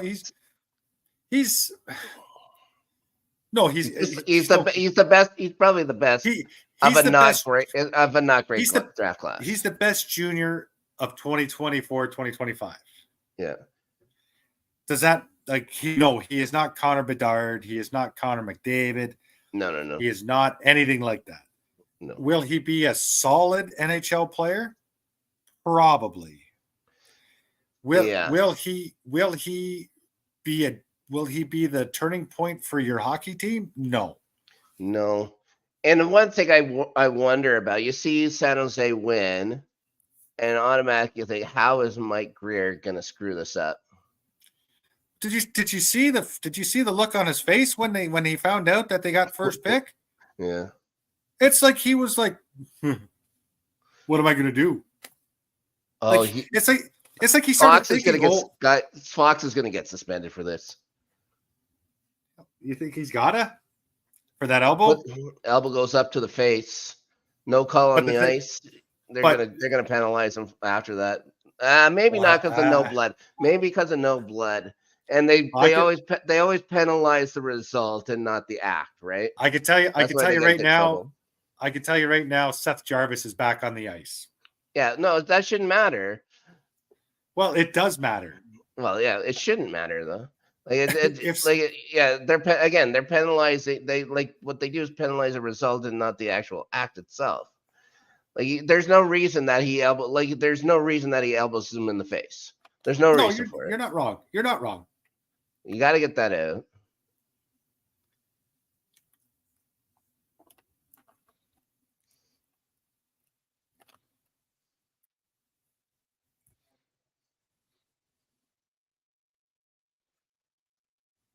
It's either that or they're going to run Adam Fox.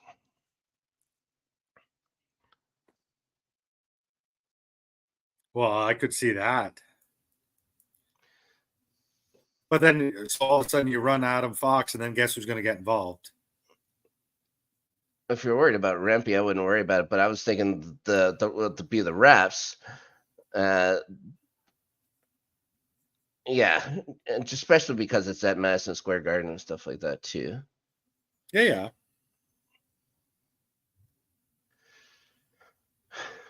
So I was worried that Chicago was going to end up getting the number 1 draft pick again. Well, they got number 2. Yeah, but I think it's a huge drop off. I think it's that guy from Sweden or whatever. Maybe they're thinking of. Are you number 2? Serious? Jesus. Well, another late period goal. Oh, let's see.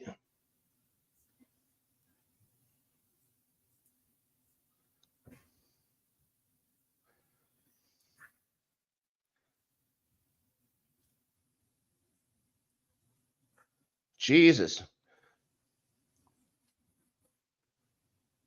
Martin Natchez skating around.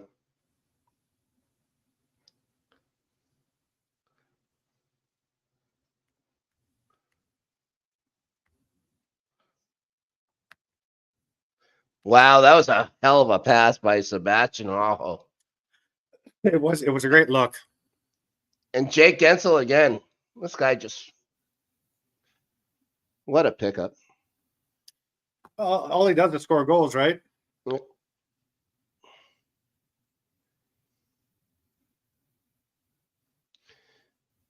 I guess that makes up for that reckless penalty. Oh yeah.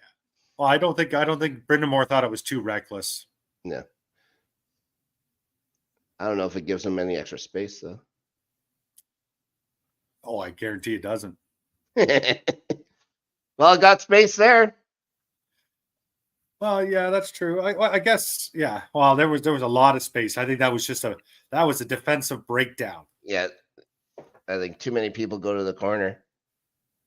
Everybody 100%. Caught puck watching. Everybody converged on the puck instead of watching their man. Mm-hmm.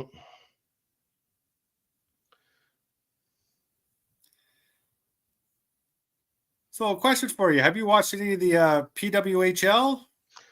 I haven't seen very much of it. Just going into so busy with other stuff. Yeah, I know, and I like that thing or whatever. That's the old school way of going into the playoffs, is picking who you want to play as the number 1 seed, right? I very much enjoy that. Yeah, it's good. The daughter-in-law has a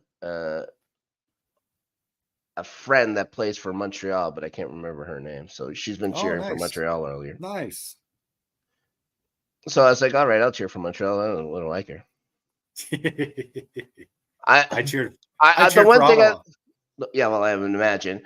But I like how they went without nicknames this season. Everyone has their own, or everyone has a very similar looking uniform and stuff like that. No crests, so they can grow into it more organically. I like that, but I think they have to start thinking about it, because one season of that is fine. I don't know. You won't remember this, but a long time ago, there was like a senior league kind of hockey thing or whatever, where guys who had retired would get together and play hockey. It was kind of a league, and I think it was on CTV on like Saturday afternoons or Sunday afternoons or something like that. And it would be similar to where they used to wear, like there's a Toronto one, a New York one, a Boston one, basically, right? I think they all just played out of Toronto anyways, but it would just say like Toronto, New York, Boston, the same kind of style as those jerseys and stuff like that. So that's okay, but it's okay because we knew already what the what the teams and stuff they were at were. But they have to come up with names, and I just hope it isn't like a verb. You know what I mean? Oh yeah. Like, no, like I know what you're saying. Like Montreal Rage and all those kind of things. Like, come on, just think of something good. Keep that for the Canadian Soccer League. Yeah. The Winnipeg Valor FC here in Winnipeg. Well, what do we got? What is it? The Hamilton? Oh, what is it? Hamilton. What's the name of that soccer team? I can't remember. Oh, it's something about steel. No, yeah, Forge FC or something. Forge. Yeah, they're Forge. We're Valor because we have a road called Valor Road because we had a whole bunch of guys win the whatever it is, King's Cross or whatever during World War I that grew up on that street.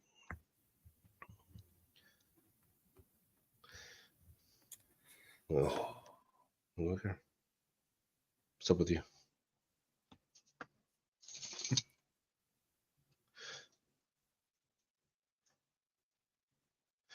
Potter, what the heck's up with you? Hey? Just hanging out. Oh, there's Trip.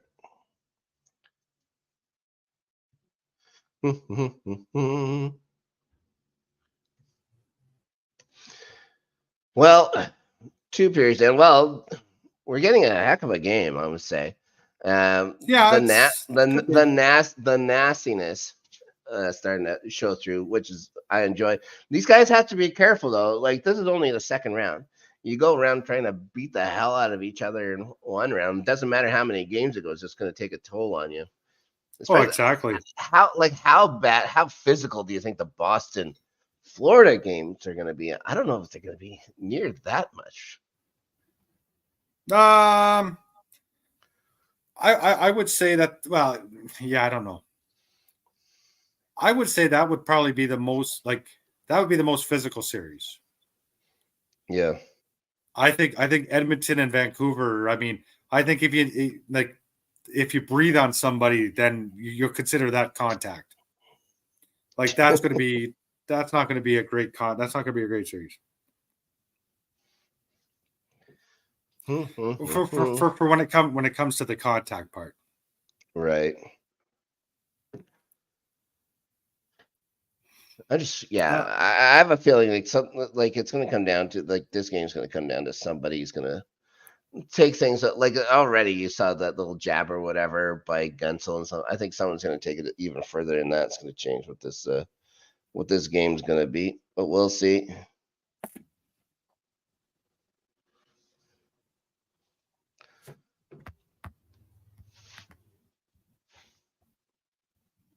And it's Colorado. The Colorado-Dallas game after this. Now, I had to get up. I had to be up at 5 o'clock in the morning today for work. So hopefully I'll be able to stick around. I won't be the live stream or whatever. We're going to watch. I'll finish off this one. I know that you have things you have to do. Yeah. Responsibilities over there in Ottawa and stuff like that. Planning the coronation just in case. When you're that close to the throne, you always have to be on guard. Well, there's certain things you have to be on guard for the. There's certain things, yes, I have to do like in the evening to keep myself in the in the right frame of mind to be able to take the throne if it is presented to me at a certain time. Yep. Well, it'd be a national tragedy if something happened to it. I can tell you that right now. But you also know that being in the spotlight like you are, there's probably a some kind of news office right now that has your biography already done up. I wonder what it'll say. I will neither confirm or deny that I have had certain media outlets contact me. Mm-hmm. Trying to get certain questions answered that I have I will not answer at this time. Yeah. Have you seen that ridiculous idiot traveling across the country in a bus. Oh, I don't pay attention to that jackass anymore. Ridiculous. It's comical now. Yeah, like I thought it was a joke. I thought this whole thing was a joke until like it turns out she's got followers. And I just what really so strange. Like you guys honestly believe that she is the rightful heir to the throne of Canada? I say it to you as a semi joke. Semi joke. I mean, I'd rather have you as the monarch. It's right now, but whatever. It's not. Yeah, there's no semi about it. Oh my gosh. Yeah. Like it's terrible. It's crazy. Like our political leadership here. It is in a lack of better term, the drizzling shits. Like it's so far out there. Like it's again, like I said, it's comical. You have to laugh because you can't make that. You can't make this shit up. What happens? You can't. Because if you make it up, people will be like, "You're lying." Nope. Not here in Canada. Oh, now we got Elliot Friedman talking about the hits and stuff like that. Oh God, and Mr. Now he loves this game. He loves this kind of stuff. It's like someone's gonna get hurt on a stupid play. Like I love this. And Elliot Friedman, of course, famously, an old hockey player. Something. What? What's that? No, he's just some weird guy with a beard. Usually, he doesn't have the beard anymore. He was told to can that. That talks about hockey for a living and thinks he knows everything. Whatever. Drives me nuts. Oh, I mean, you know what, Friedman? Yes, he is a well-respected name in the game when it comes to the media part of it. Yeah, he comes to talking to people, or he has enough sources or stuff. You know what? I was watching that Dregs and Ferraro. Not Ferraro. Oh God! I watched it for like 20 minutes. because they were talking about Rick Bowness. So this Darren Dreger, all he does, like I don't even know if he pays attention. He'll ask a question and then he starts looking at his computer. Like you can imagine if we're talking like this and I'm just on my computer like this all the time. You're talking, I'll just go, yeah. That's all he does. Yeah. It's like, remember when you were a reporter and an insider and stuff like that? Like, he's got no problems. He's buddies with Shovel Day, so he gets all the Jet stuffs. I don't know. Yeah. Other than that, I have no idea what this guy's doing on this. And that, like there's pros and cons to TSN not having hockey anymore. One, a huge pro is we don't have as much Darren Dreger to worry about anymore. Well, that's true. Just sort of throughout the summer, you get the insider trading. Yeah. Like, I don't mind Pierre LeBrun. Pierre LeBrun, he's fine. He's fine. But Chris Johnston, man, he'd be a pain in the ass. The jury's still out on him. Like he's pro Leaf, I think. The Frank Saravelli, I'm not a fan of. Frank, yeah. No, he's a Philly guy. He's an American, right? Frank Saravelli. Mm-hmm. He's an American. Yeah. It's from Philly. Whoops. Hello, gentlemen. How are you? I was like, she's had enough of Ryan and her Frank Saravelli. No, she's definitely taken over me. That's for sure. All right, Ryan, it's past your bedtime. Oh no, I got a couple things I gotta do first. So attaboy. Well, thanks for joining us. We'll see how our predictions run out throughout the series. Hopefully I'll be able to get in another watch along here. It won't be like last time where I just had all kinds of stuff at work to do. So hopefully we'll get another one in here soon. Hopefully it'll be I hope it's as interesting as this game's been. That last one that Adelia and I watched was the Leafs in Boston. Holy Hannah, was one of the most boring things I've ever watched. It was awful. That was dog shit. From the looks of this game, you should have a good third period to watch. Yes, let's hope for violence. I always hope for injuries when the Jets aren't around. Now there you go. But anyways, you know what? It's great talking to you. Snark, anytime, we'll do a watch along. Adelia is always welcome too. Yes. Thank you very much for having me. It's been a blast to do the first 2 episodes, and can't wait to chat after this second round. Mm-hmm. And maybe hopefully they don't start the second round as the first round is still going, but we'll see. The NHL has never been too smart about things. Yeah, we may have to schedule a little different next time, but we'll see. Yeah. All right. Anyways, thanks guys. Good night. Bye, Ryan. Have a good night. Thanks. Au revoir. That's French. All right, let's put this in that layout there. Okay. You got it in the wrong layout. You did. I was like, I think. I had it for. I said it at the beginning of the thing. I had the starting 11 layout. Yeah, there's one for the highlights channel that's called highlights channel.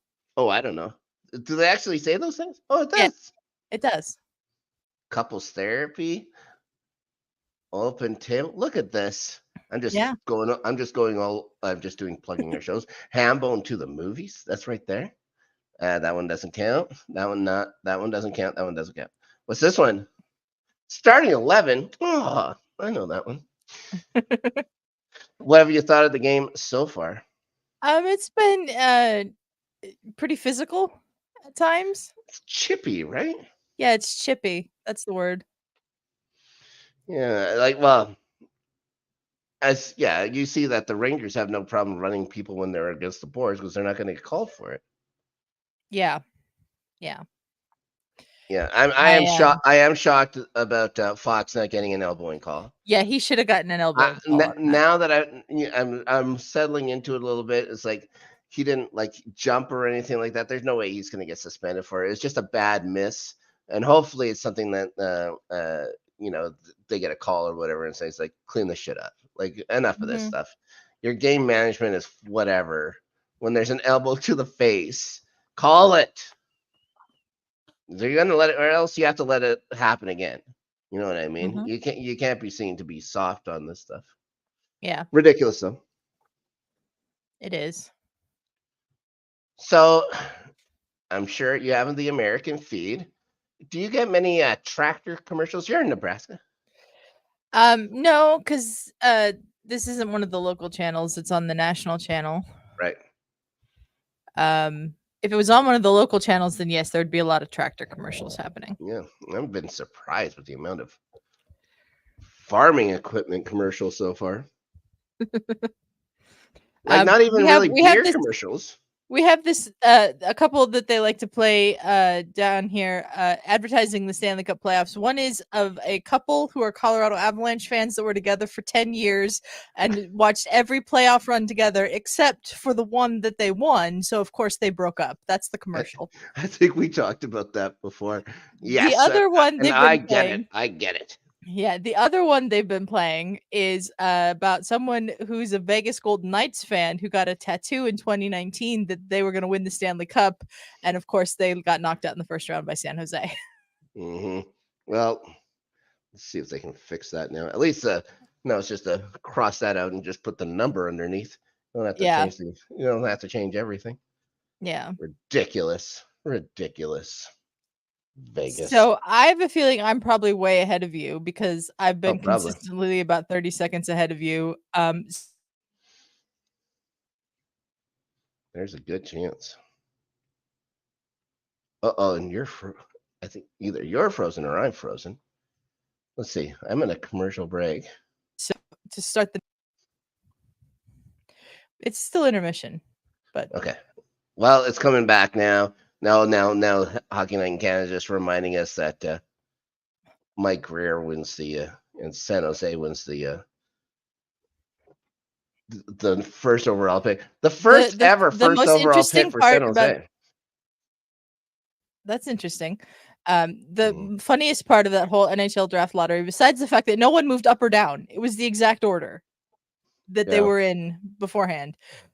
Was John Butchiegrass on the broadcast asking Macklin Celebrini if he's been browsing Zillow, which is this website where you go to look for homes and stuff.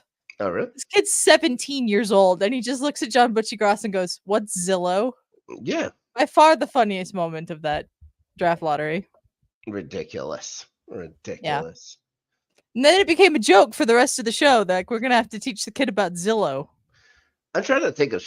I haven't looked at San Jose's roster in a long time. He's gonna have to live with somebody while he's there. Like Sidney Crosby lived at Mario Lemieux's house for years. Yeah, I remember that. Let's see what the San Jose Sharks lineup is. I could not name a single player on the San Jose Sharks. Well, there's Logan Couture.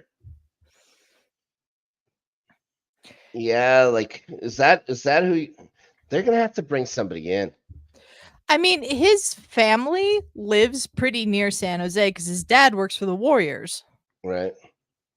So yeah, I don't know. You'd imagine yeah. Do you want to stay at your mom's house and stuff like that still while you're a professional hockey? I guess so. Why not? You know what? I mean, he has to take the Yeah. rookie minimum. He is only going to make $750,000 plus bonuses a year. How do you live on that? Ridiculous. I mean, we would have no idea. I wouldn't even live off the bonuses. Yeah. I mean, I guess it depends on how much you like your family. That's true. I mean, some people they can't wait till the day they can move out from their parents' house and never have to live with them again. Other people stay. He would have had a year of knowing that already, though, if he played over at Boston University. Yeah. So he already should know a little bit about it. You would imagine. The other interesting thing from the draft lottery show that I heard was that there's never been a Hobey Baker winner, so the college hockey's best player, taken number 1. Yeah, I thought that was strange as well. Yeah. Some of the Hobey Baker award winners and stuff like that haven't been all that great. I think there's another one. Isn't Jimmy Vesey? Wasn't he a Hobey Baker winner as well? I think he's in New York right now. I don't know. I'm trying to think of some other ones that were Hobey Baker Awards winners. Cale McCarr won the Hobey Baker. Yeah. He was not the number 1 pick. I wonder if Kyle Connor was the Hobey Baker Award winner, or was he just a runner-up, or was he a runner-up? Let's look that up. May have been a runner-up.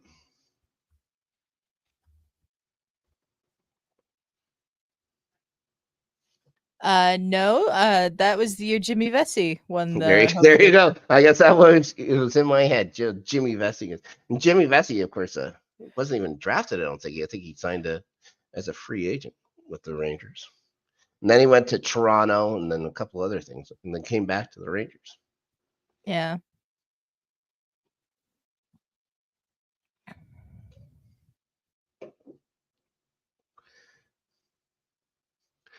Whoa, it seems like this intermission is taking forever. It's only supposed to be 17 minutes, guys.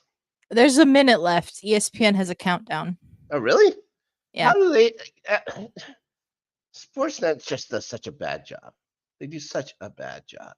Like, how does a Canadian market, like, and the guys that spend the most money on hockey, not have something like that? Just something that's like, yeah, guys, you got a minute left here. I guess maybe because they want people to watch the ridiculous commercials that they air 100 times a goddamn night. I mean, probably. It's like you can only see so many Canadian Tire commercials with an amputee. Like it's the same one over and over and over again.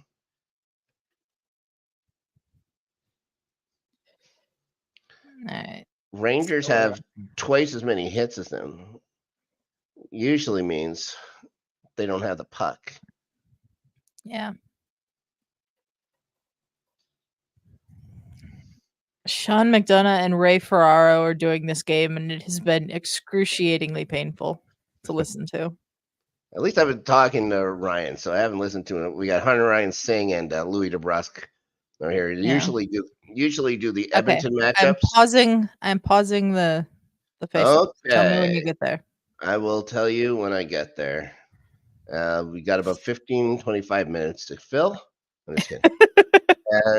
Yeah, so it's usually they do the they'll do the Alberta kind of matchups. Mm-hmm. But since there's only 2 Canadian teams left, okay, go. They they went right from the highlights to the face-off, for God's sakes. They have their top crew or whatever going to do the Oilers in Vancouver, and that's Chris Cuthbert and I said his name before. Don't know why I can't think of his name now. Anyways, some other jerk that played for Edmonton. He only won 5 or 6 Stanley Cups. Only. Well, I think he even scored 50 goals one years, but let's see, who are your centers? Your number 1 center was pretty good. Your number 2 center, pretty good. You had Gretzky or Messier to give you the puck. It's not so bad. Yeah. I told you my Mark Messier story when I saw him play with the Rangers. When he went for that face-off and that glob of snot went from his nose right to the ice. Disgusting. That's gross. That was disgusting.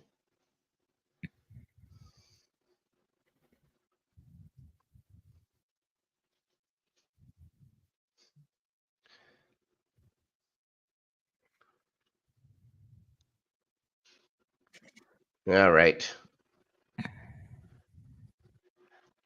Here's the deal. I really like Ryan Singh as a play-by-play guy, but he can get overly excited maybe sometimes about goals. Uh-oh, you can't give it up in front of the net. Oh, Freddie Anderson. Oh, who blew that one? He somehow managed to keep that out. I think that was Panarin. It looks like number 12. 13, maybe. ESPN just said Panarin, credited with his first shot on goal of the game. Oh no, that was a great save by Anderson, but right after him, somebody put it over the net. Oh.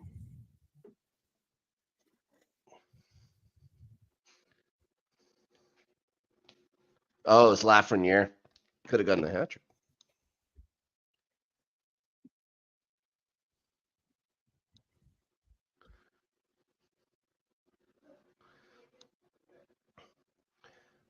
So Lafreniere, for such a high pick, maybe not a regular season guy, but he sure seems to play well in the playoffs. I noticed that last year too. Yeah.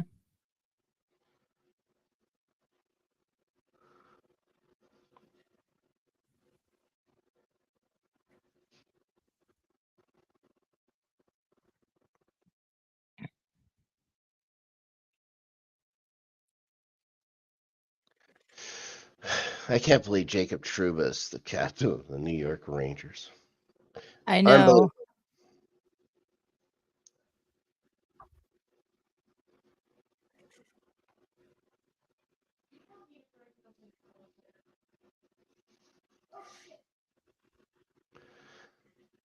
Seems a lot more tentative, besides that one chance for Panarin there, a lot more tentative this period.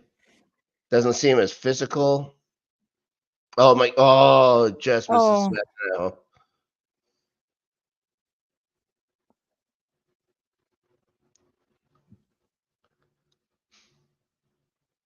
Nice job. Nice cycle.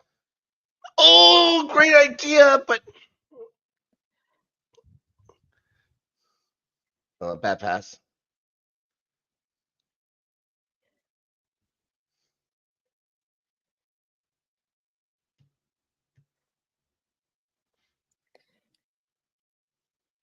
I remember in the first season of Playoff Beards, when it was me and Dagan doing the show, Sure.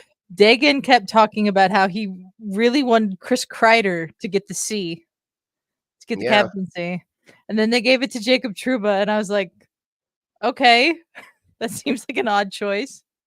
The only thing I'm imagining is because they signed him for so much for so long. But I have no idea. And it's also maybe it's a locker room thing. You know what I mean? We don't know how. Like I know that Trouba was like his teammates absolutely loved him here in Winnipeg. Yeah. He just didn't love being in Winnipeg.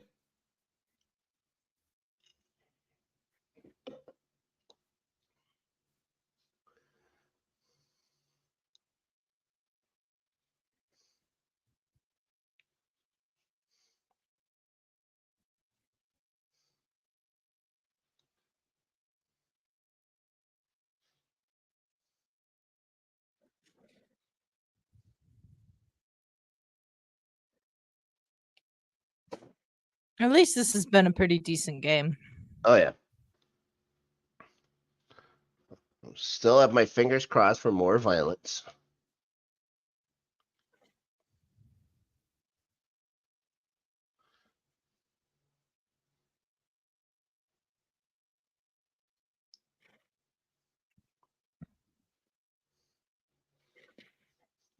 Oh, nice weight on that.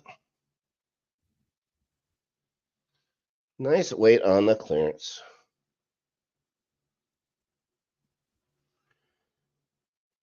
Keep wondering when Keandre Miller is going to step up too.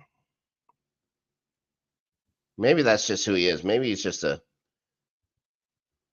good third line kind of guy, which is fine. Yeah. But again, for where he was drafted, you'd imagine you'd want more from him. That should be a trip. Oh, they give him the other one. The first one is the one I think they should have called, and then they decided to call the other one. It looks like I don't know if that's a hip check that they're going to call a trip for some reason, but I don't know. They definitely called a trip. Yeah. It's definitely not the first one. Again, I'm fine with calls like this as long as it's consistent, but there's no way it's going to be consistent, right? No way.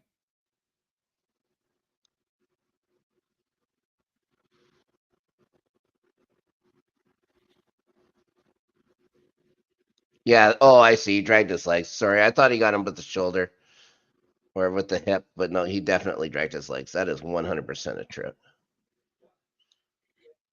Lazy, too. He didn't need to do that.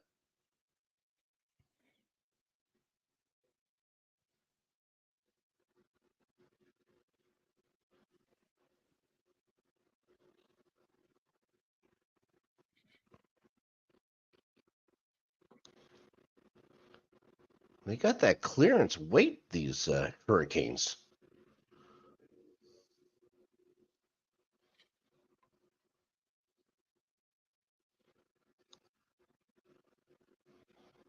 Oh, boy.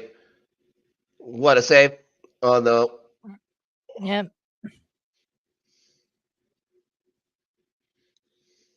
Speaking of Chris Kreider. Yep. He doesn't even have an A. I know. That's why I thought it was so odd after listening to Dagan talk up him being the captain for so long.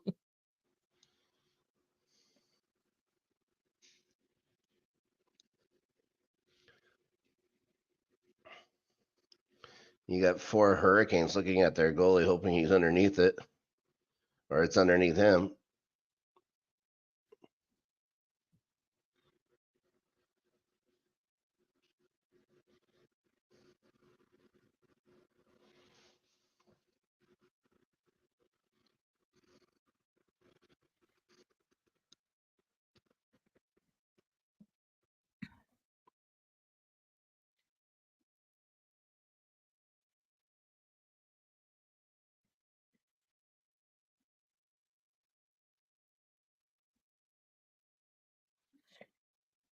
I really don't like the Rangers' numbers.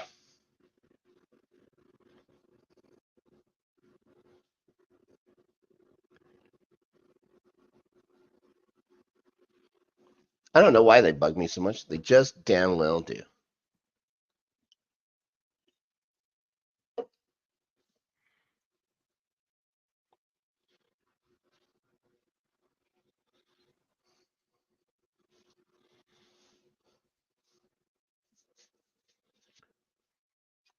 Well, so far I'm on my second commercial in this break. Neither one a tractor commercial. Well, that's good.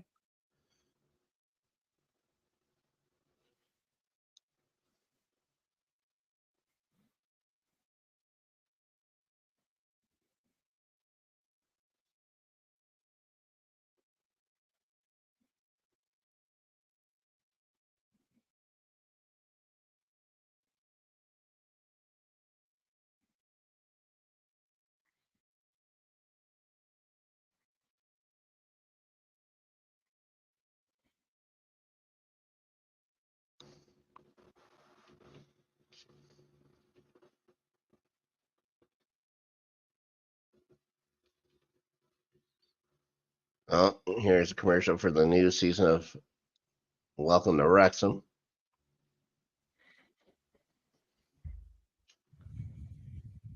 I'm having a Domino's commercial.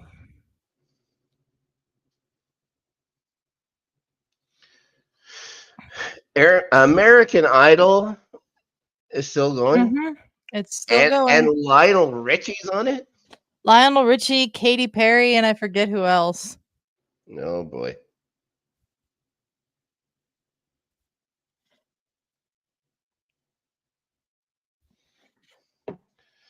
Well, I'm glad I didn't wear my Blue Jays hat today because I'd have to throw it on the ground and kick it.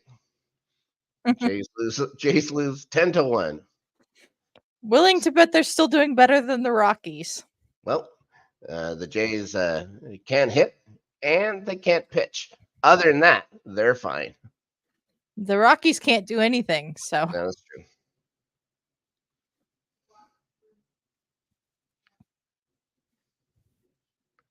That's true, but you don't have one of the top, 8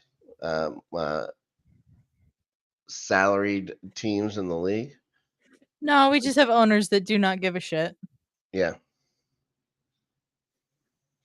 Is it Cranky that owns them too?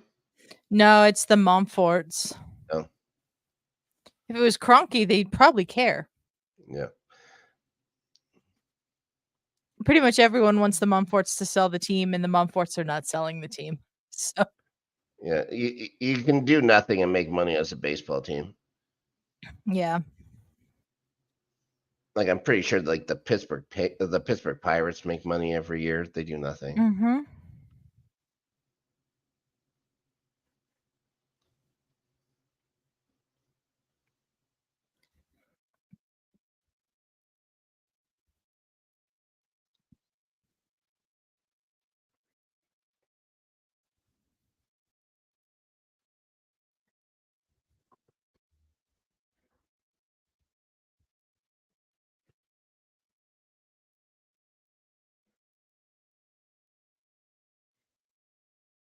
I don't know why I find it so strange that Jimmy Vesey's still playing hockey. I just do.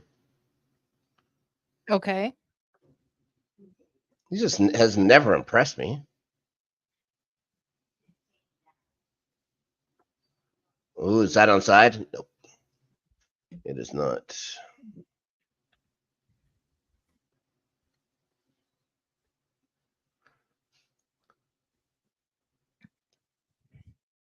Chatfield has a hell of a beard. I wonder if he got a head start. He must have.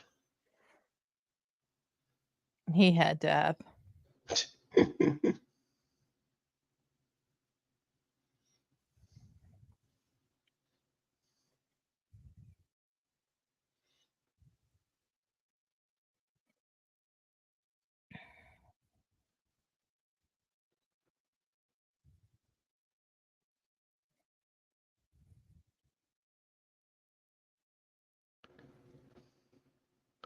Oh, big rebound out front. Nobody there.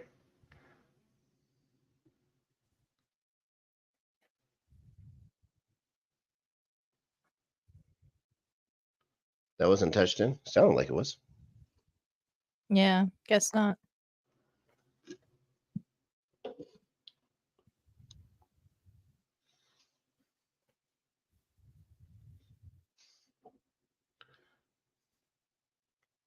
So they were doing one of those in-game kind of commercials or whatever. And so they're talking about some new reality competition kind of thing. That's on CBC Gem, which is like their free app sort of deal. And the guy's Canadian, saying, but he didn't pronounce like it's pronounced Rideau Canal, right? And he was pronouncing it Rideau, like Rideau. Oh my goodness! How do you whiff on that? Rideau Canal. That's what happens when you just read the script. Mm-hmm.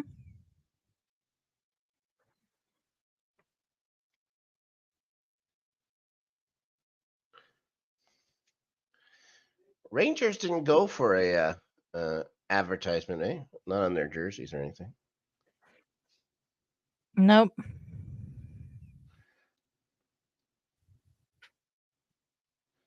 I think they're doing okay cash-wise over there. I think they just might be. Yeah. I don't mind Carolina's. It's just the word or whatever in pretty small letters there. Yeah. For the Jets, it's huge, that Canada Life thing. I don't think the Avs have one. I thought they did have one. I can't think of it now, though.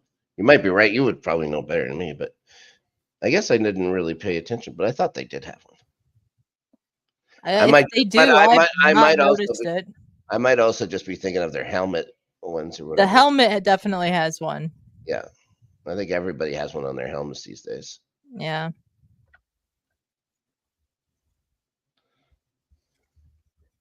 The puck go over a stick there.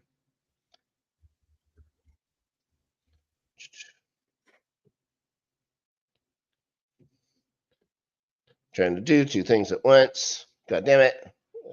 Here we go, 2-on-1. Jarvis going to catch up. Nice job.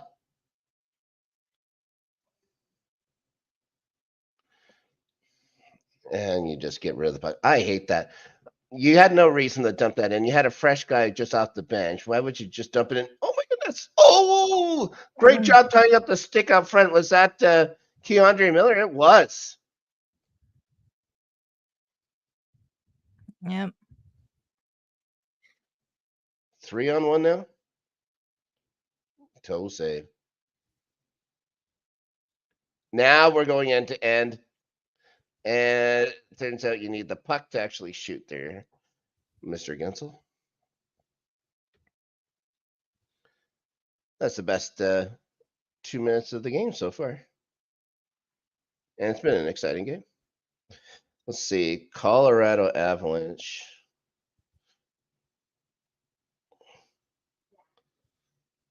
I don't know if I just say jersey. I don't know. So I don't think they have one. No, that'll be. Oh, that's just the Fanatics thing. There's the Stanley Cup champion Landeskog. I don't like that one at all. I'm sure you don't. I hate it. All right. Yeah, you might be right. I don't see anything. Yeah, I don't think they have one. That reverse retro, the white one, so good. With the Nordiques. The one with the Nordiques logo? Yeah. Yeah, so good. I want one of those. I don't know where I'd get it, though. I don't think you can get it still because it's not the most recent reverse retro. Right.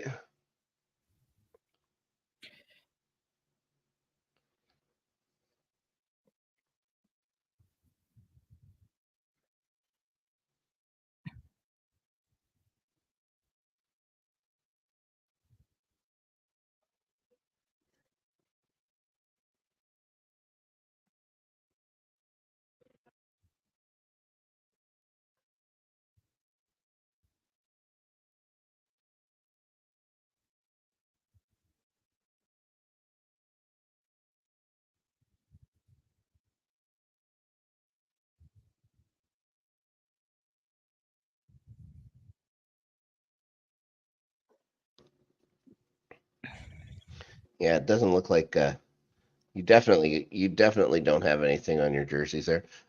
Maybe no one just wants to advertise on the Avalanche. You ever think of that, Adelia? I'm sure it's coming because the Nuggets just got one this year. Did they? So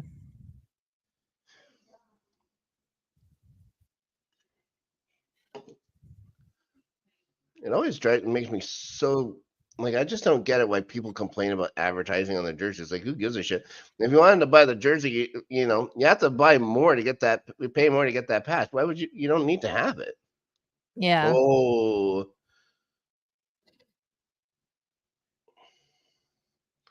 If it makes the team more money and stuff like that, of course, it doesn't. You know. Yeah. It doesn't make your seat any cheaper. I can tell you that. No. It doesn't go. I don't think anything's ever going to make the seats cheaper again. No.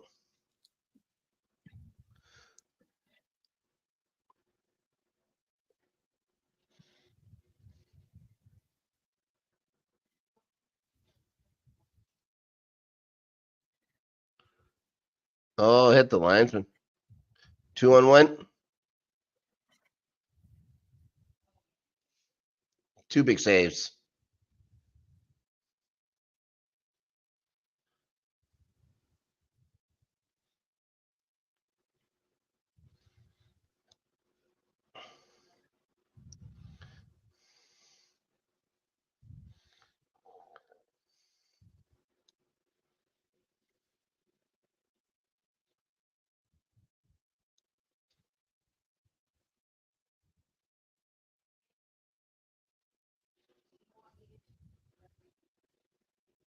Oh, loose puck in front. Oh, over the net.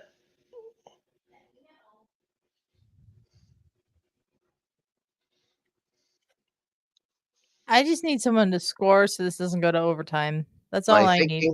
My thinking, exactly. Like, by this point, somebody better score.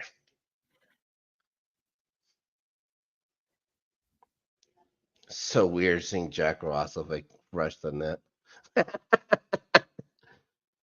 Mm-hmm.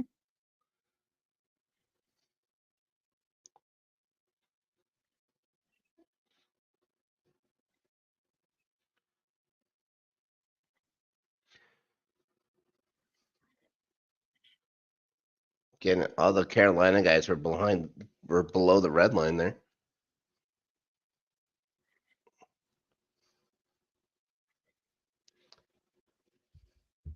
So what are you getting for the advertising on the boards?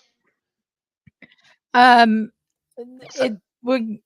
There's it's all computer generated by the broadcast now. So I get like Enterprise Rent a Car and a lot of betting ads and Verizon, which is a phone company. Yeah, I know that one. Stuff like that. And I got Bud Light. I was getting like great clips, which I think is a bargain haircut place. It is. And it's the official haircut place of the NHL. There's a lot of commercials. Oh my goodness! I'm sure they all go there. And I'm sure. And Skip the Dishes. I got that one. I don't know what that is. Skip the Dishes is I think it was the first home delivery for takeout things or whatever that didn't actually have delivery. It was founded right here in Winnipeg. Yeah, because we don't have people Skip are the Dishes here. incredibly lazy. We have DoorDash and we have Uber Eats and it all came from all Skip of the that. Dishes. It all came from Skip the Dishes. Like those first commercials they had for Skip the Dishes, I think had John Hamm and Katy Perry for some reason. Snoop Dogg. They did pretty good. I mean, sure. Yeah. There was a series of commercials with John Hamm, actually. They were actually pretty good. Okay.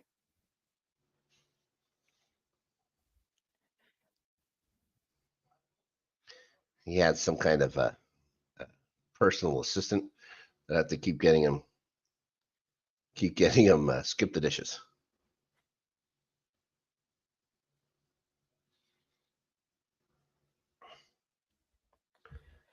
They can't keep doing more welcome to Wrexham's after this third year, right? People are going to start turning on these guys.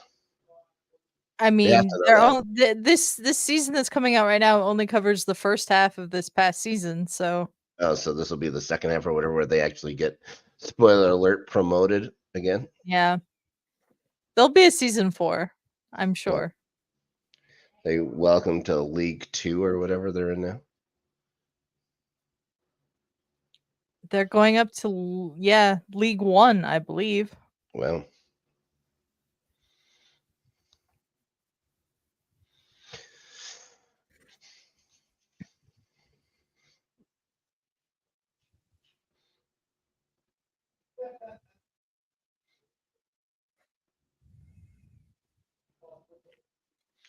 I wonder how other Welsh teams think about Wrexham now, like teams that have done well, like Cardiff and stuff like that.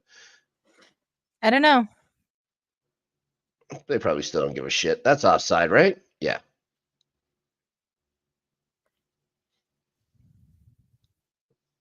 There's Zoolander.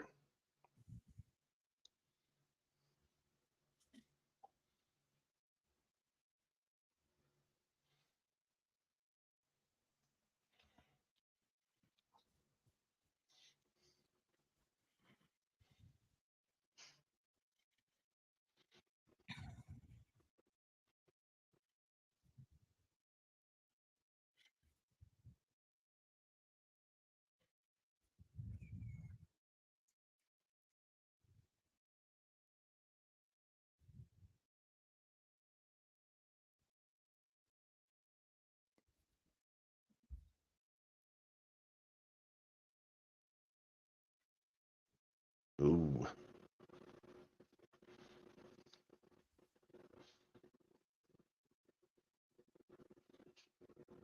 Wow, that just hangs in there. Rangers are doing a good job clogging up the middle of the ice.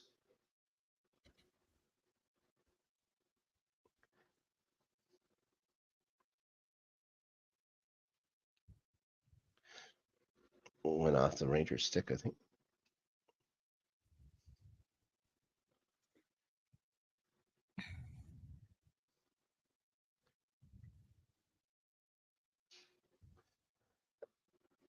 I think Carolina's starting to move their puck too fast for their own good. Mm-hmm. They're just putting it in spots now instead of looking to see if they can do anything with it first. Yeah. No, it's probably a coach thing. It's like just go fast, fast, which I get. But you have to be smart too.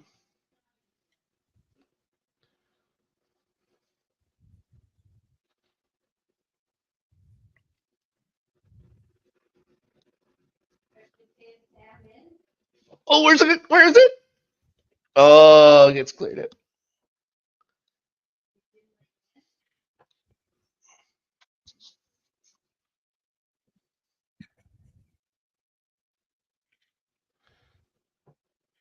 You know, if this does go to overtime, that doesn't mean we have to stay here and watch it. No, we're gonna just stay to the third period. I've already decided that too.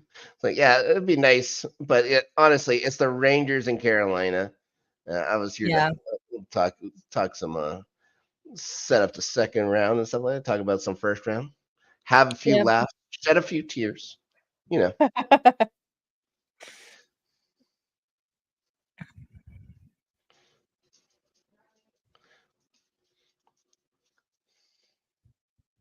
Oh, knocked down with the high stick. There you go.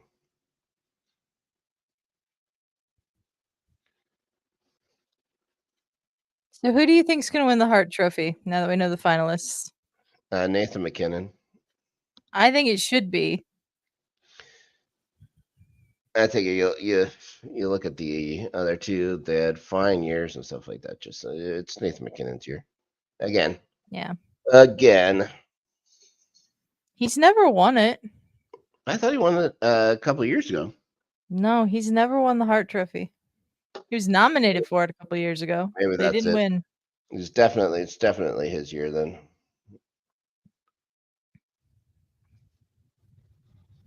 You can't give it to McDavid to this year. No, I don't think you can give it to McDavid. I think it's between Kucherov and McKinnon. Yeah.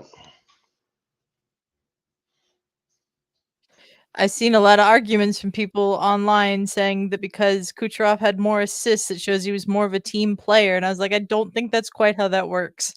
Yeah, no. No. Give me 1 second. Just have to help with the dog. I'll be right back. Okay. Thank you to everyone who is watching. Hope you enjoyed the watch along here tonight. We are going to wrap it up at the end of the third period, regardless of whether it goes to overtime or not, because Snark and I both have work in the morning. But let us know if you enjoyed this format of the review of the first round while doing the watch along. We've never done that before.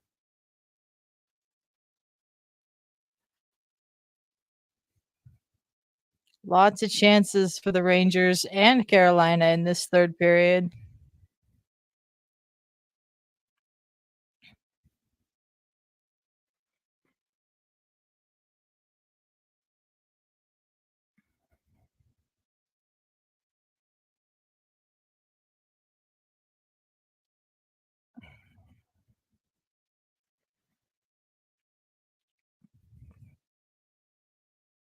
Yeah, that's not going to be a tripping call.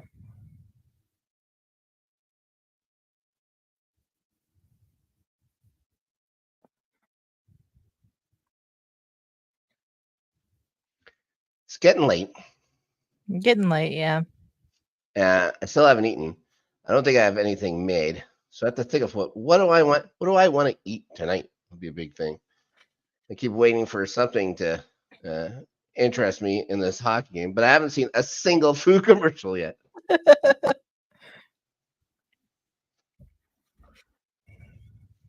You have seen ads for Skip the Dishes, though. Yeah, I've seen that. Yeah, I know I could call a company that would bring me food if I wanted to. But then again, I do own a car, and I would rather not have to pay, an extra whatever it is, $12 or something like that to get food. Yeah. I just go get it. I'm not that lazy. I'm lazy enough that I won't make it right now, but I'm not that lazy enough. I'll pay an extra $12 just because.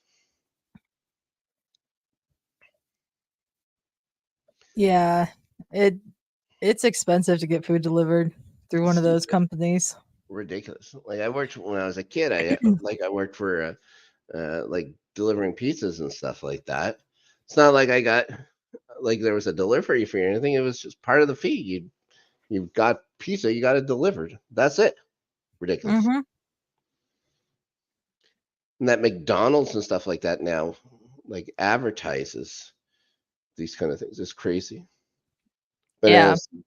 It's bananas that anybody actually orders McDonald's through Skip the Dishes. If you could have anything delivered to you, why McDonald's? Like why any of those places? Yeah. I don't get that. The shot. Ooh. 3 minutes left in our broadcast. 3 hockey minutes left. Either way. Oh my God! How you get through? Just a bad back end. Carolina is out shooting New York, but I feel like New York's had the better chances recently. Agree.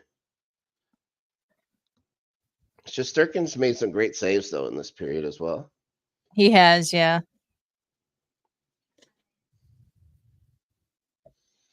It's been a hell of a matchup. That looked like it's offside.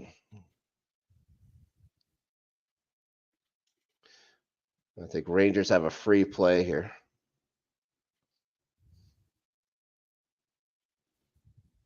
So nice idea. He was thinking the guy's going to go to the post, but does not. Ooh, that was bad.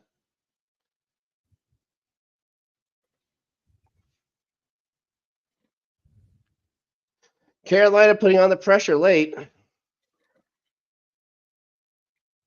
Yeah, you've got your game coming up here very soon. Your game is just about to start. Yeah, it's going to start in about less than 10 minutes. Puck drop apparently at 9:52. Oh, that's Eastern. a bad call. Bad call. That's a bad call, yeah. And I think that's 3 penalties in a row on the Hurricanes.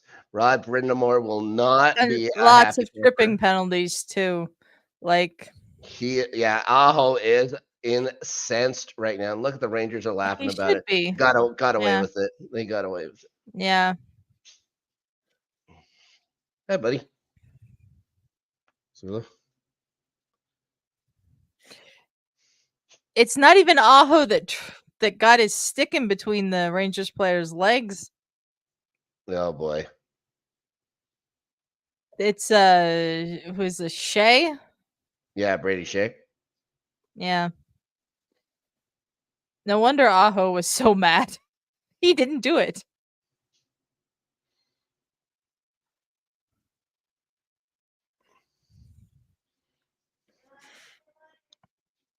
I wonder that now that I see that looks like a penalty. Maybe a soft one. But okay, they did change it. I was gonna say Carolina would be happy to have Aho be in there instead of Brady Shea right now. I can guarantee you that. Yeah. No, Ray Ferraro said the officials looked up at the board and saw the replay and then changed it. I think Aho doth protest too much. Yeah. Yeah. Brindamore would just say, "You idiot, they weren't gonna change their minds. It just made them look." Oh. That looked like a hook. 2-on-1. What a save! That was a great save. Watch them score. Oh, no. They just lose the puck. What on earth just happened to my feed? Oh, boy. It just switched to the Dallas Colorado game. Yeah. I don't think they meant to do that. Oh, now it switched back. There you go. Somebody at ESPN hit the wrong button. 35 seconds left. That looked like a hook on the hands there, too. Rangers get away with another one. Rangers have gotten away with a lot. Wow, 2 good shots. Yep. I have no idea if we're seeing the same thing anymore. I have 8.3 seconds on the clock left. Yeah, at the face-off. Yeah. Yeah.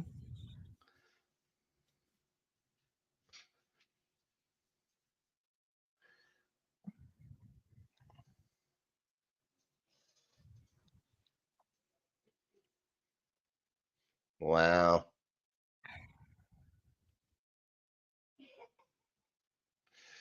I guess I can take a look and see if I have pierogies. Maybe I can have a couple pierogies for dinner.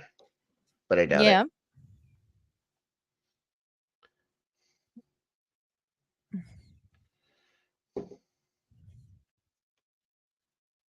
All right. Overtime. Overtime for them, but not for us, Adelia. You have a more important matchup to watch. You got your hometown team playing. I have something called a hungry belly and a bed that's empty and needs sleeping in very soon because I had a very early morning at work. So enough of you. Rangers, Hurricanes, good luck in overtime. I hope a lot of people get injured, as I usually do. As you usually do, yeah. Yes.